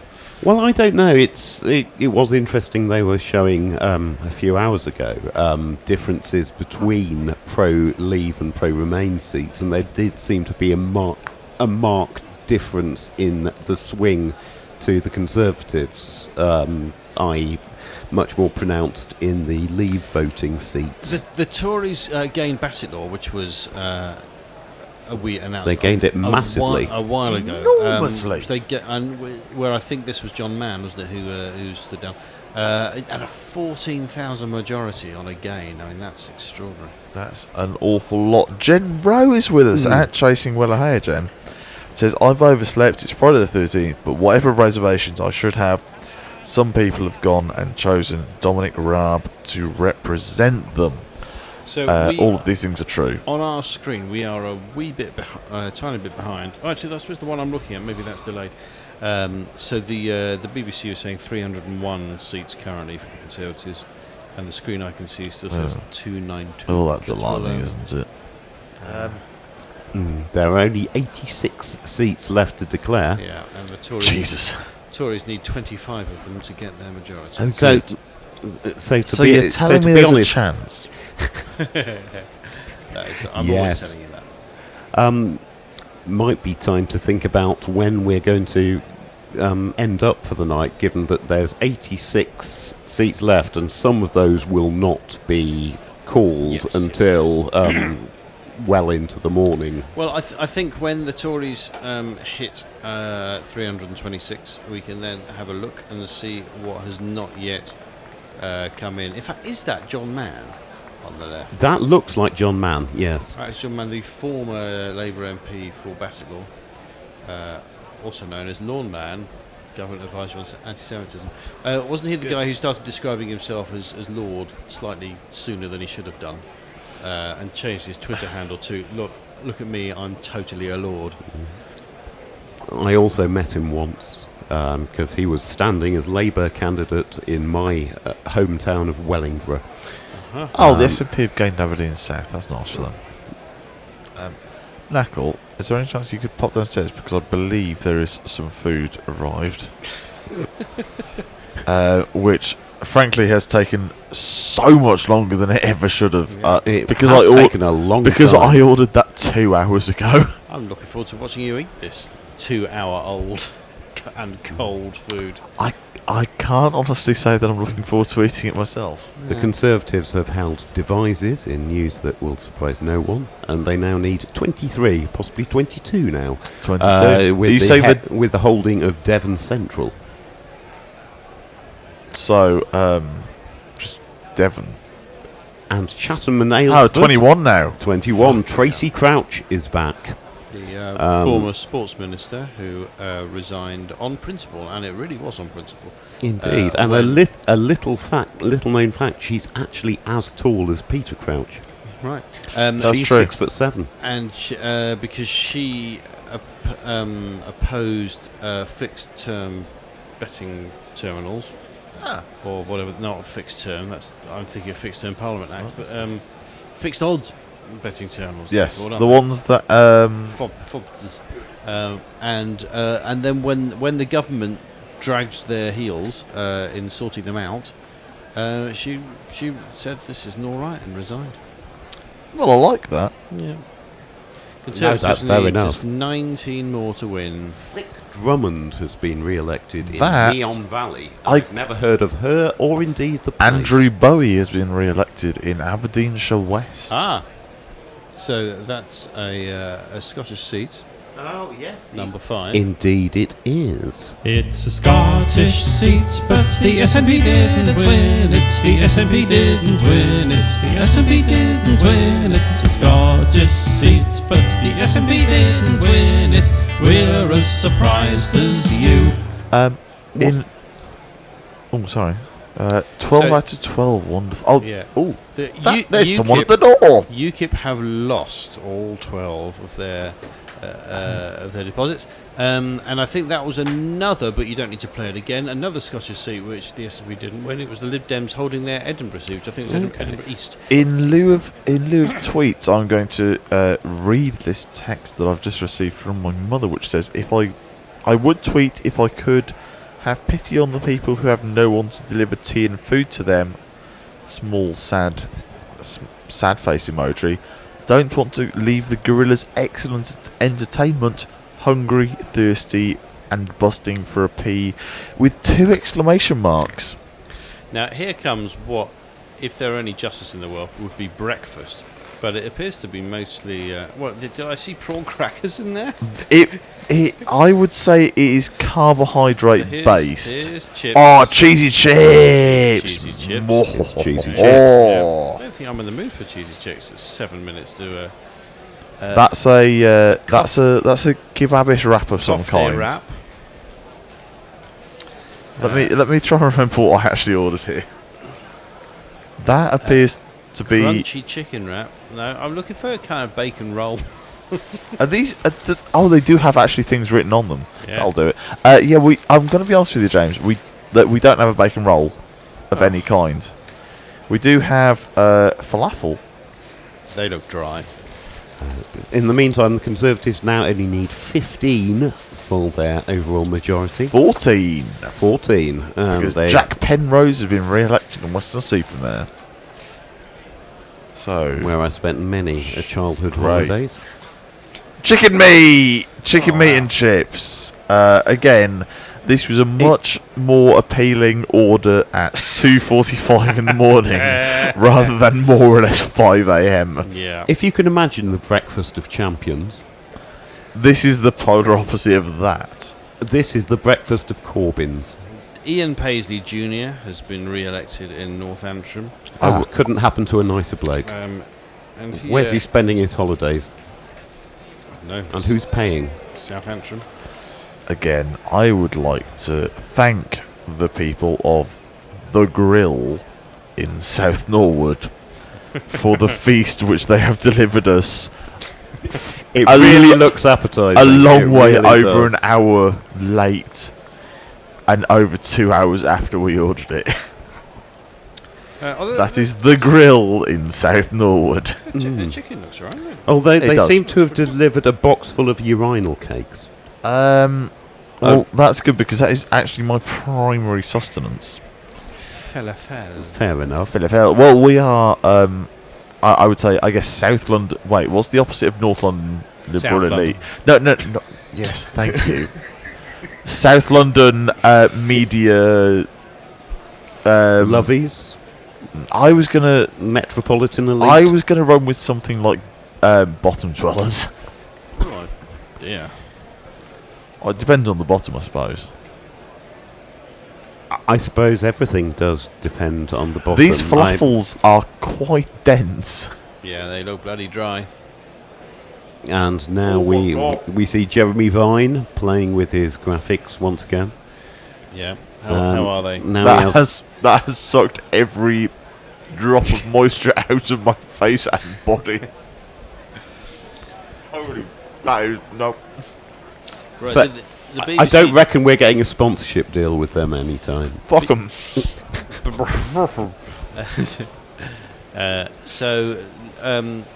What was it? 356 was it that BBC are now saying that Tories will get and Labour something like 199 back Labour. down to 199. I think SNP has gone down since the initial prediction because they were on 55. Now on 52. So is that out of 59? Did we decide? That is out of 59. We were so informed by our clever listeners.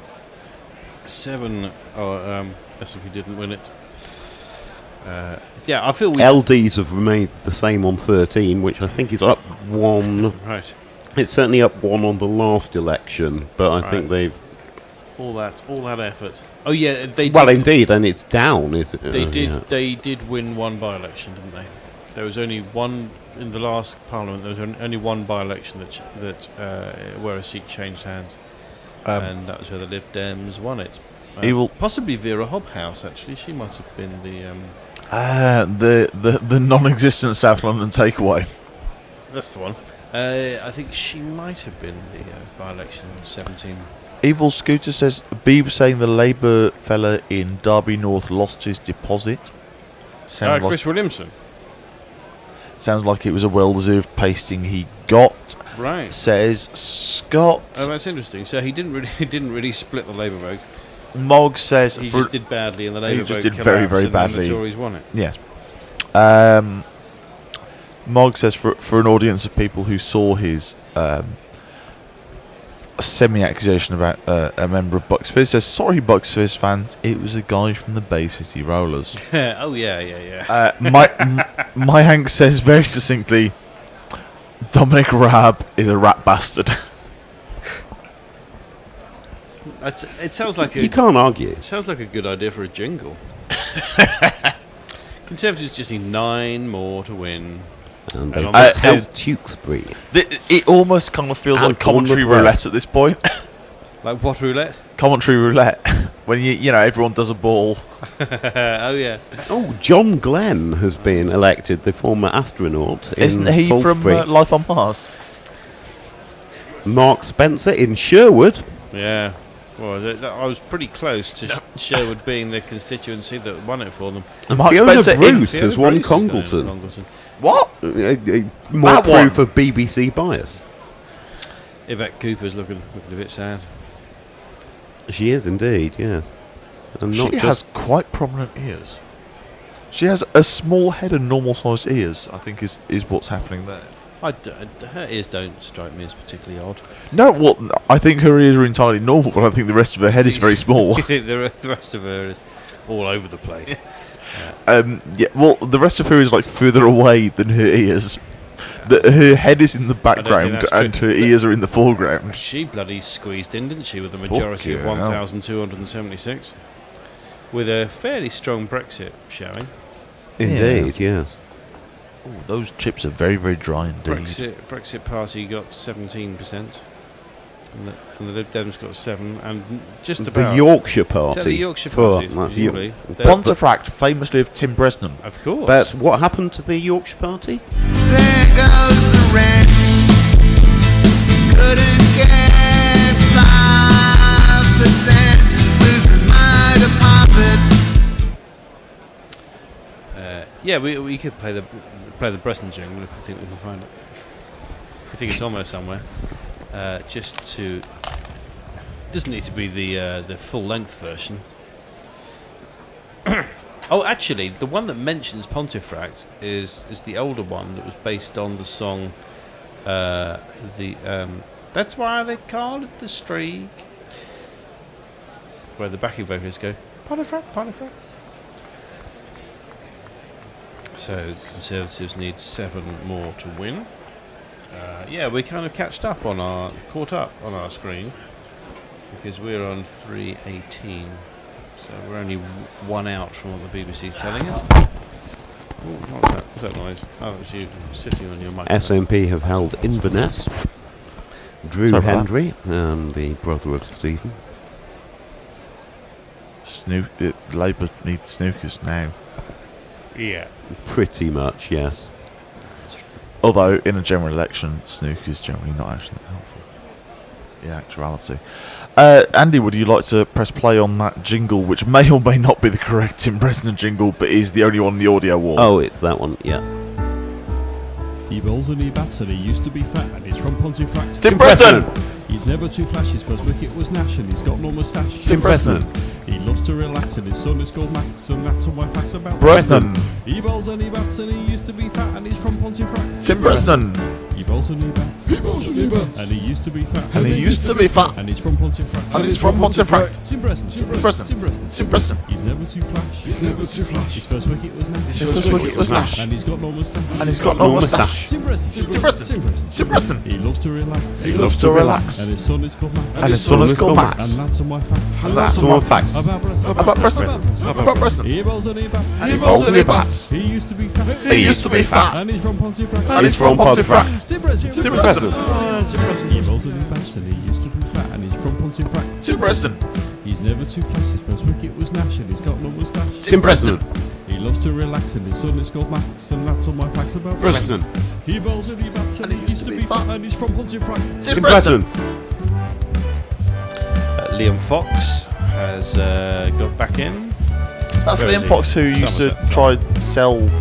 He brought his mates along to arms deals, conferences the one. and stuff. Yeah. Oh, Adam Werrity. Big He hitter. bowls and he bats. Yeah. And he used to be fat. Alright, yeah. And he's from Pontefract. Alright. Brian Close. Brian Close. He's never too flash. No. His first wicket was Nash. No. And he's got no moustache. He Murphy. loves to relax. Yeah. And his son is called Max. Right. And that's all my facts Yeah. about... He bowls and he bats. And he used to I be think I know this one. And he's from Pontefract. Yeah. Tim Bresnan. And he used to be fat and he's from Pontefract. Tim Bresnan. He's never too flash. His first wicket was Nash and he's got no moustache. Tim Bresnan. He loves to relax and his son is called Max and that's all my facts about Bresnan. He bowls and he bats and he used to be fat and he's from Pontefract. Tim Bresnan. Timothy Thomas, Timothy Bresnan.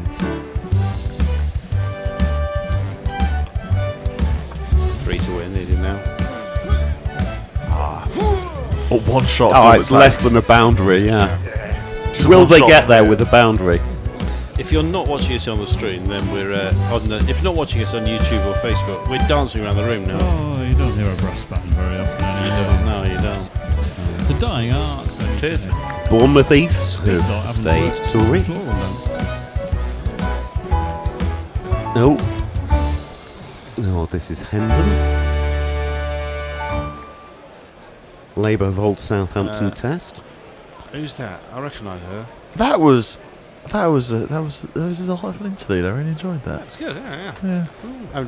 It lasted. Oh, here we are. Right, so here's Luciana Berger. Ah, that's why you recognise her.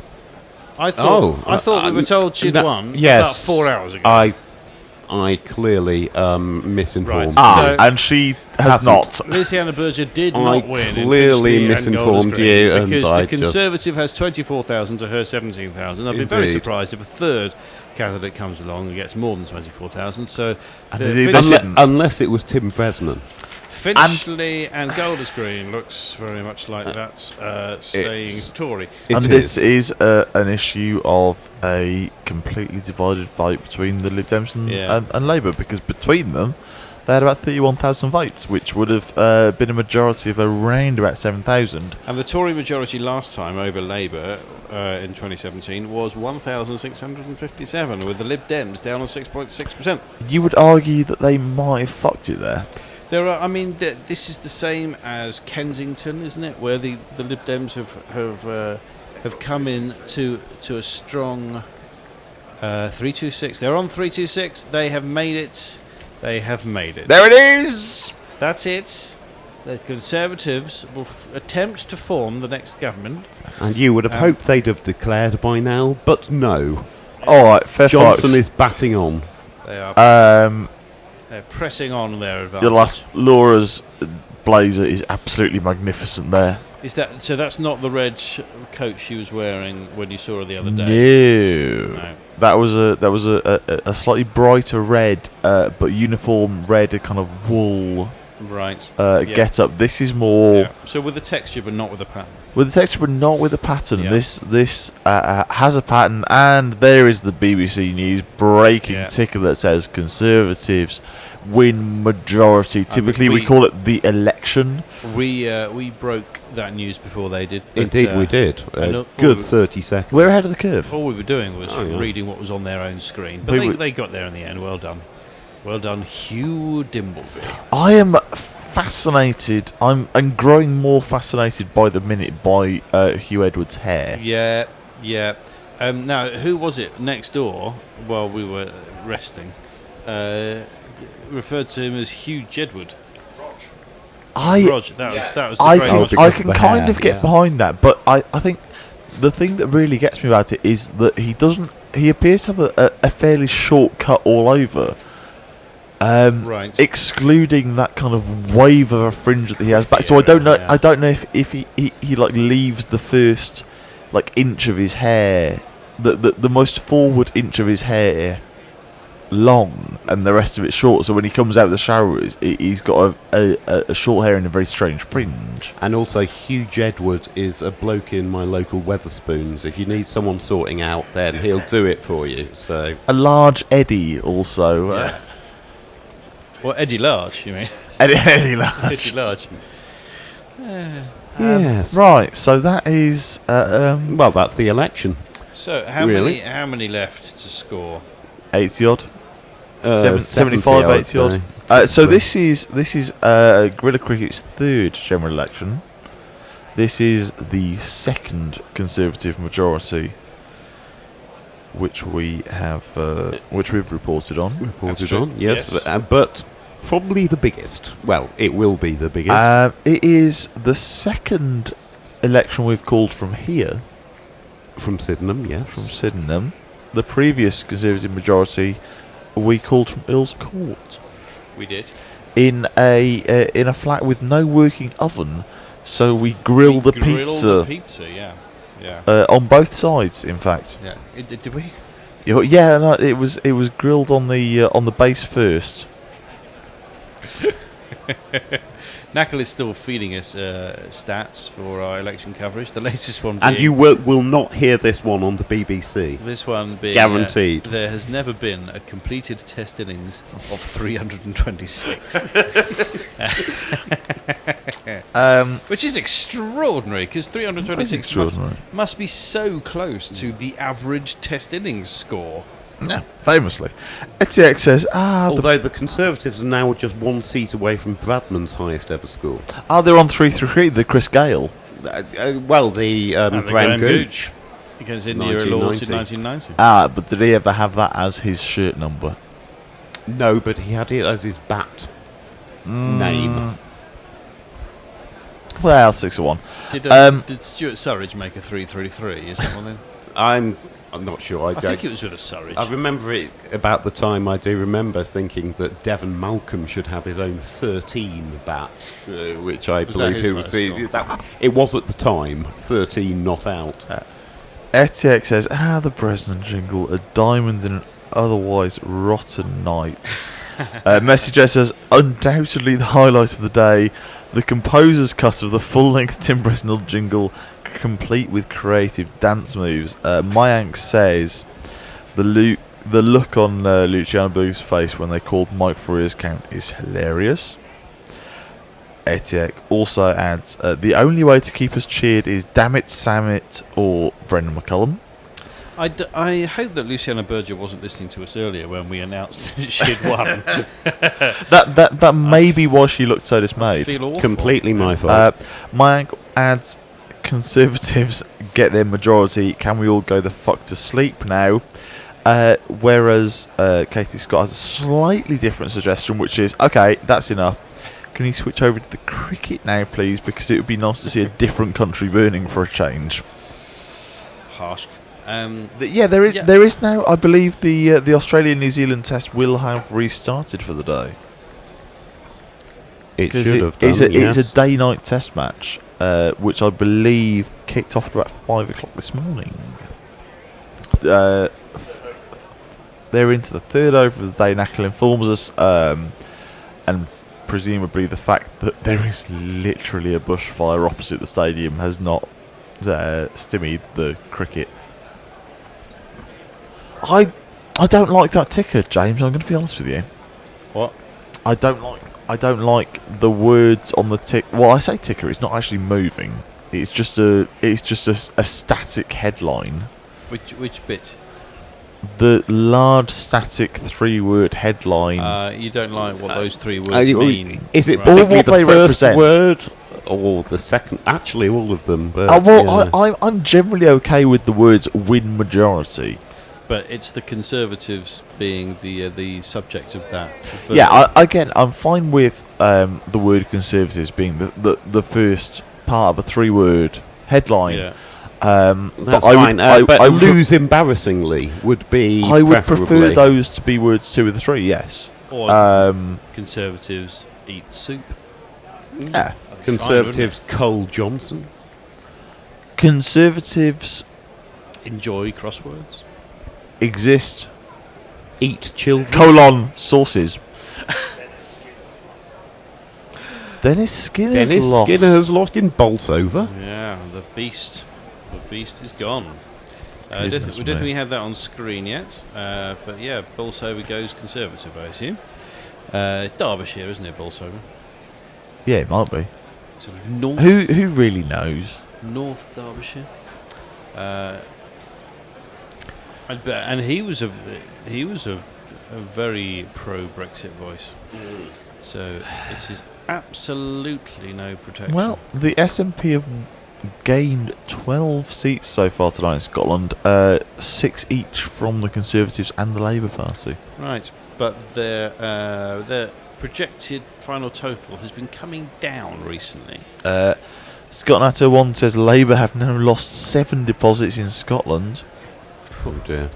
Evil Scooter says bugger, that's it, sorry folks. Ewan says Skinner gone not even close.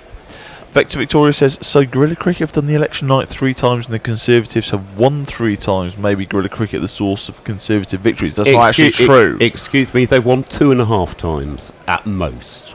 Yes. One in 2015. Yes, one tonight, but absolutely tonight.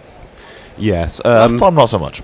Also, I think it's only kind of kindness that Dennis Skinner lost because Wikipedia tells me that he's 87 years old. That's so old. That I don't want to be ageist, but there's it is a big number. It is a big number. He's nearly old enough to stand for US president. Hey, Mayank says New Zealand versus Oz is on. I propose you all start covering that for the day's play. People have started sending us tweets about babies and memes. I'm not entirely sure what's happening. Thank you, messages. I assume. Mike says Labour is now forecast for 201 and SNP's at 49. People, carry on talking again. That's the way. Yeah, they go a little bit quiet for now. I think it's a shyness thing. Yeah. Right. So, how many left to be called? Some. So, Some. 3, No. And can Labour come back? 3, 4 plus 8. 5, 4, 2. I still reckon That's Plaid 45. Cymru have a chance of 5, winning this election. 8, 7. I think it's pronounced 7, plaid, 10. like the shirts. I think there are 40 seats left to be called. Is that right? That's not right. It might be. According to it, I've added up those 6 numbers, one of which is a 0 next to Brexit. And also, some of those are Northern Irish, and a lot of Yes. Northern Irish don't come in until 76. the morning and late morning anyway. 275. 275 plus 335. Wantage always struck me as a strange place 610. name. Yeovil we're waiting on, Hendon, Dorset West, Central Barnet, Bolsover, Milton Keynes South, Colne Valley. We're waiting on all of these places, but the BBC has assumed that they will declare Conservative. Whether that's a personal judgment or just based on history. Jeremy Vine looks odd. So basically, his he's predicting that Conservatives will have 362 at the end of the night. It'll be roughly around there. I believe that's the most amount of seats they've had since the 1987 election. Oh, good. I was minus 4 years old. Oh, fucking hell. So Skinner's loss in Bolsover, Dennis Skinner of Labour, beaten by the Conservative Mark Fletcher by 5,299 votes. There is So pretty comfortable. There is no way to spin that where it can be blamed on somebody else. The longest standing member of Parliament. I think there's I assume that is who they're talking about. I think it just said that Peter Bottomley is now the longest serving. There we go. 1970. So I think maybe they're saying that if Skinner had won this, then he would have become Father of the House. But yes, Presumably, 87, not been well recently. That's a 8.5% swing. Laura Cracker No, Jack. 11, sorry, I misread the There was one number we couldn't see because it was covered with something else. But yes, big swing, big 11% swing away from Dennis Skinner. Big swing and no ding. Conservatives have held Wantage, about the only posh part of East London. That's not any. Is that in East London? Wantage is, yeah. No, Wantage is in No. Oxfordshire. Yeah. I'm thinking of somewhere else. Wantage is about no, somewhere I'm between thinking of somewhere halfway and else. 2/3 of the way from Bridgend to London on the M4. I'm clearly thinking of somewhere It's else. it's that junction kind of 13-14 region. Wantage is in Oxfordshire. It starts near with Hungerford. a W. It's Hungerford and near Wantage is sort the. of- Oh, is it more M4 than M40 then? Well, Hungerford and Wantage, I believe, is the exit.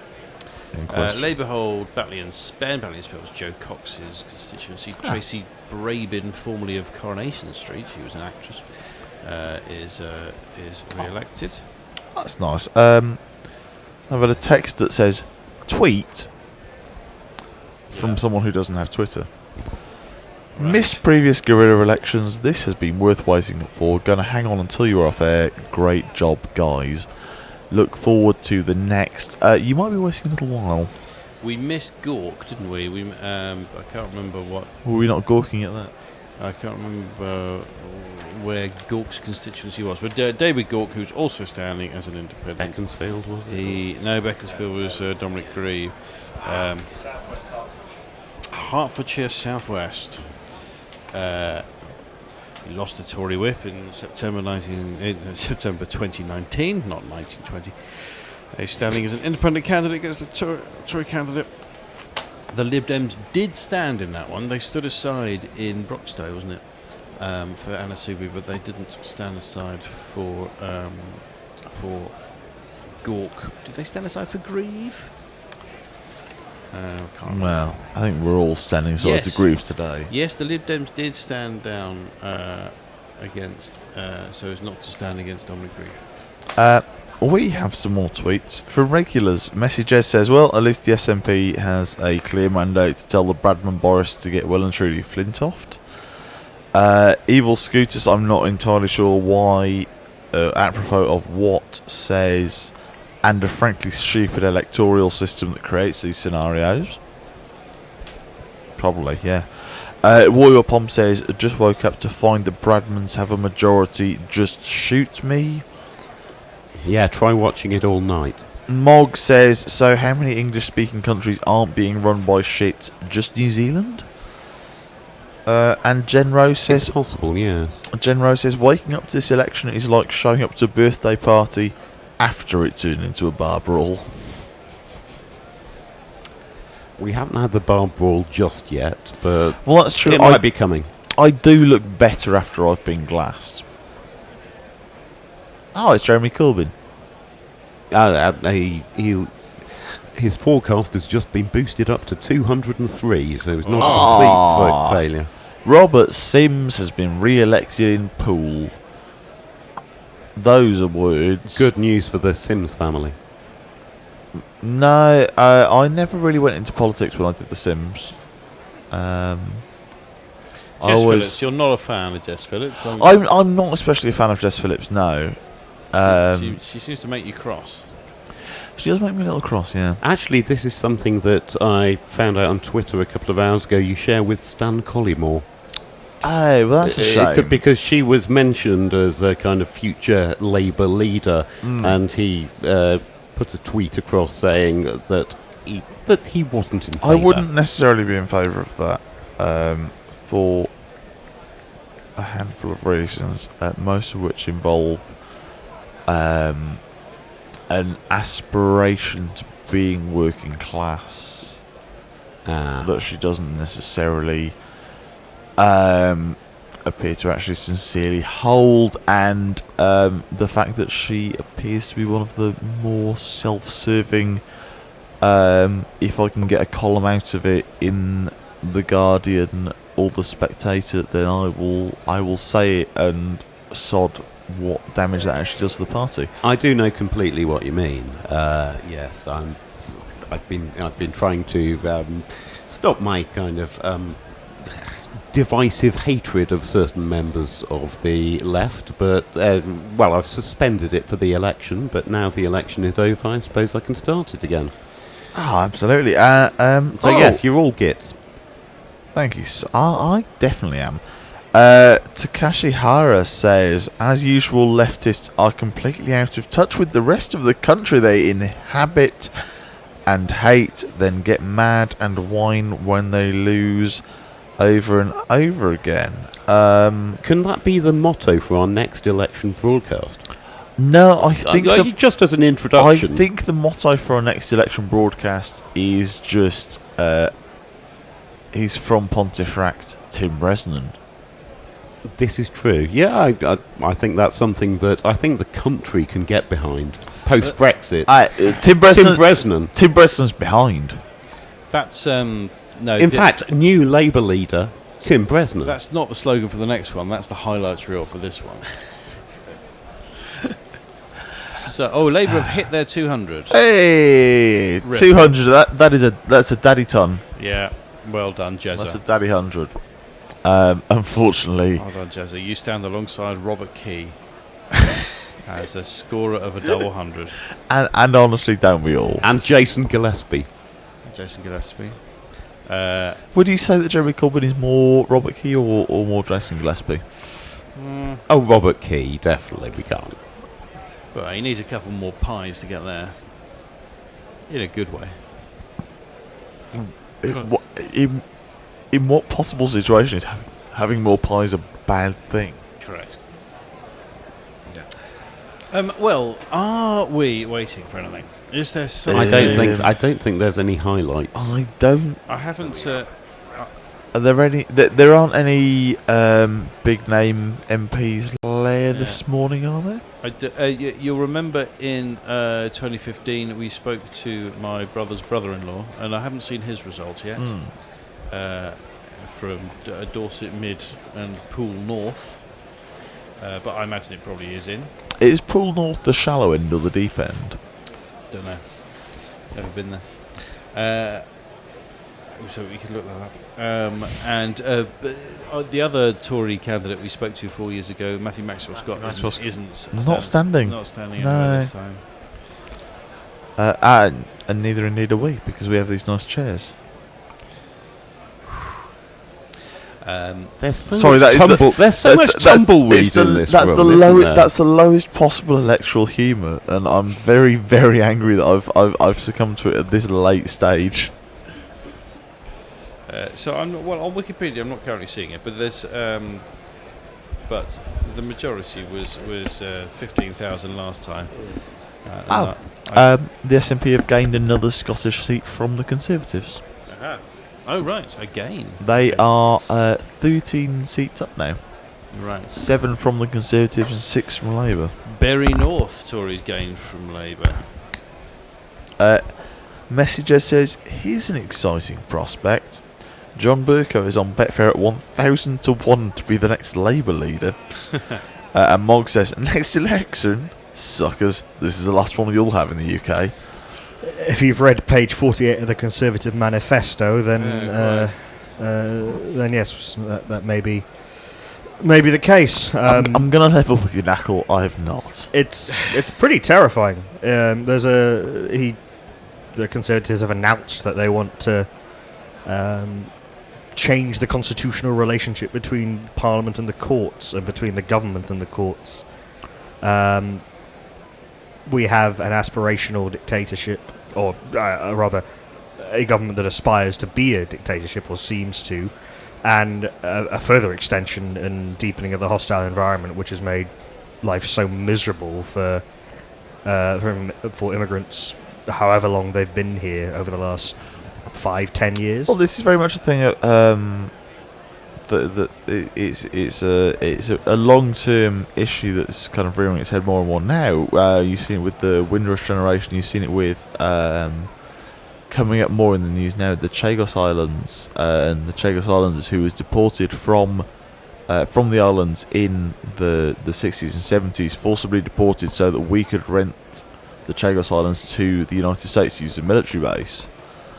Chagos Islanders who are first and second generation have remained here, or in Mauritius, but specifically the ones who are here, the second generation's children, who both their parents have been born and lived in Britain all of their lives. That third generation, once they reach kind of their age of majority, they're told, yeah, cool, now is the time for you to fuck off. You don't live here anymore. Hello, Rog. Oh, that's a natty tracksuit top. Anyway, if you want to read more about the Chagos Islands, you can buy Forgotten Nations, the book with Pitch Publishing. It's a very, very nice Christmas gift. It's a very good book. Have you been here all along, George? Yeah. But the deepening of the hostile environment plays into the general air of contempt to anybody who isn't like the people currently running the Conservative Party, and you can see it in so many things. You can see it in, well, you've seen it over generations of the fight for justice at Hillsborough, which has hit another roadblock in the last few weeks. You can see it in the complete lack of response to Grenfell, and indeed the complete neglect that led up to Grenfell, and the complete sort of and the fires in, what was it, Bolton a couple of weeks ago, the student flats? Yes, yeah, for sure, and indeed the whole Brexit project is that sounds a little bit like it's a kind of experimental electro outfit. The entire I don't have any sympathy really for people who say that Brexit is not at its heart an exclusionary and racist dream. Yeah, that's because it is. Right, okay, it's 5:30 in the morning, gentlemen. And Can we think of anything that we're waiting for? Is there anyone we don't know about that we waiting to hear about? Frankly, I want to go to sleep. I think we can. If we ask this question to the tweeters, you've got a minute to tell us something which might happen in the next half hour or so. Yeah, while we're... and if you can't name anything that might happen, not including Steve Brine being re-elected in Winchester, messages... then I think we will probably call it a day in 2 or 3 minutes. We've got even less drama because Messenger says, police report the local bushfire has been downgraded to watch and act status, so thank God for the volunteer firefighters. And Takashi Hara is saying that we obsessively hate people who have won recent UK elections, and has said that they are glad that us maniacs keep losing, which that's not true at all. I have won multiple games of bingo in the last few months, so that feels like a mischaracterisation. I was on a pretty good winning streak of pub quizzes for a while. Yeah, that seemed like a mischaracterisation to me. Look, if the Tory party stop hating so many people who are like me, but don't have certain class privileges that I do, then I'll stop hating them. Medically, I believe I am a maniac. So, well noted, Takashi Hara. So Plymouth, what's happening in Plymouth? Very little usually. There's a count over in Plymouth. So has anyone on Twitter given us something has given us a reason to carry on? Katie Scott says. In every sense. Katie Scott says Knackle's thesis of contempt for anyone who doesn't look like the current Conservative Party. He explains why they are so contemptuous of intelligence and education. Takashi Hara appears to have taken us seriously because they've given us a little asterisk and a losing where it matters, which very harsh on South London pub quizzes because they do matter. And Mog says, nah, fuck off and sleep away your misery. Thank you for sticking with us throughout. Oh shit, and Whitcomb. Whitcomb. That's a good place to end as any. Thank you for sticking with us through what's been a very long and very difficult night for very many of us. We should explain why we just said Anne Widdecombe. Anne Widdecombe has just come an unimpressive third in Plymouth Sutton. Hang on, let me. Which is a Labour hold, and are you going to try and Brexit 5%? So I don't know whether that means it's definitely over 5%. I think that's probably rounded. That's a held deposit. Then. It could be under or over. That's the thing. If it's 4.9, it wouldn't say 4.9. It would say 5. That's a marginal. That's a marginal deposit. Yeah, I don't have the numbers, so I can't do the adding up anymore. Yeah. I think maybe the last piece of information we should leave you with is whether Whittaker has kept her deposit. While we're getting to that, I should, as I say, thank you to everyone who has stuck with us and kept us entertained and kept us tweeted up and Facebook messaged up. This night would have been even longer and even more bleak had we just been talking into the void. And thank you to everyone who's been in. Thank you to Scandi Andy Redfern. Thank you to Rog Pineapple. Thank you to the Bear. Thank you to Chris. Thank you to James for helming so wonderfully. We will be back here on Guerilla Cricket on Sunday for actual cricket. We're doing the 3 one-day internationals between India and the West Indies. We're doing that this Sunday, next Wednesday, and this Sunday, Wednesday, and next Sunday as well. So please do join us for that. Those start at 8 a.m. UK time, and then we'll be here for every ball of England's tour of South Africa.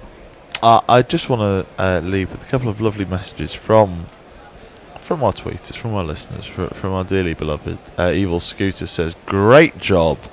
Knackle Panda, James Sherwood, Chris Deedy, Rod Pineapple, and everyone who's contributed to the coverage tonight. Once again, I'm so sorry that things ended up this way.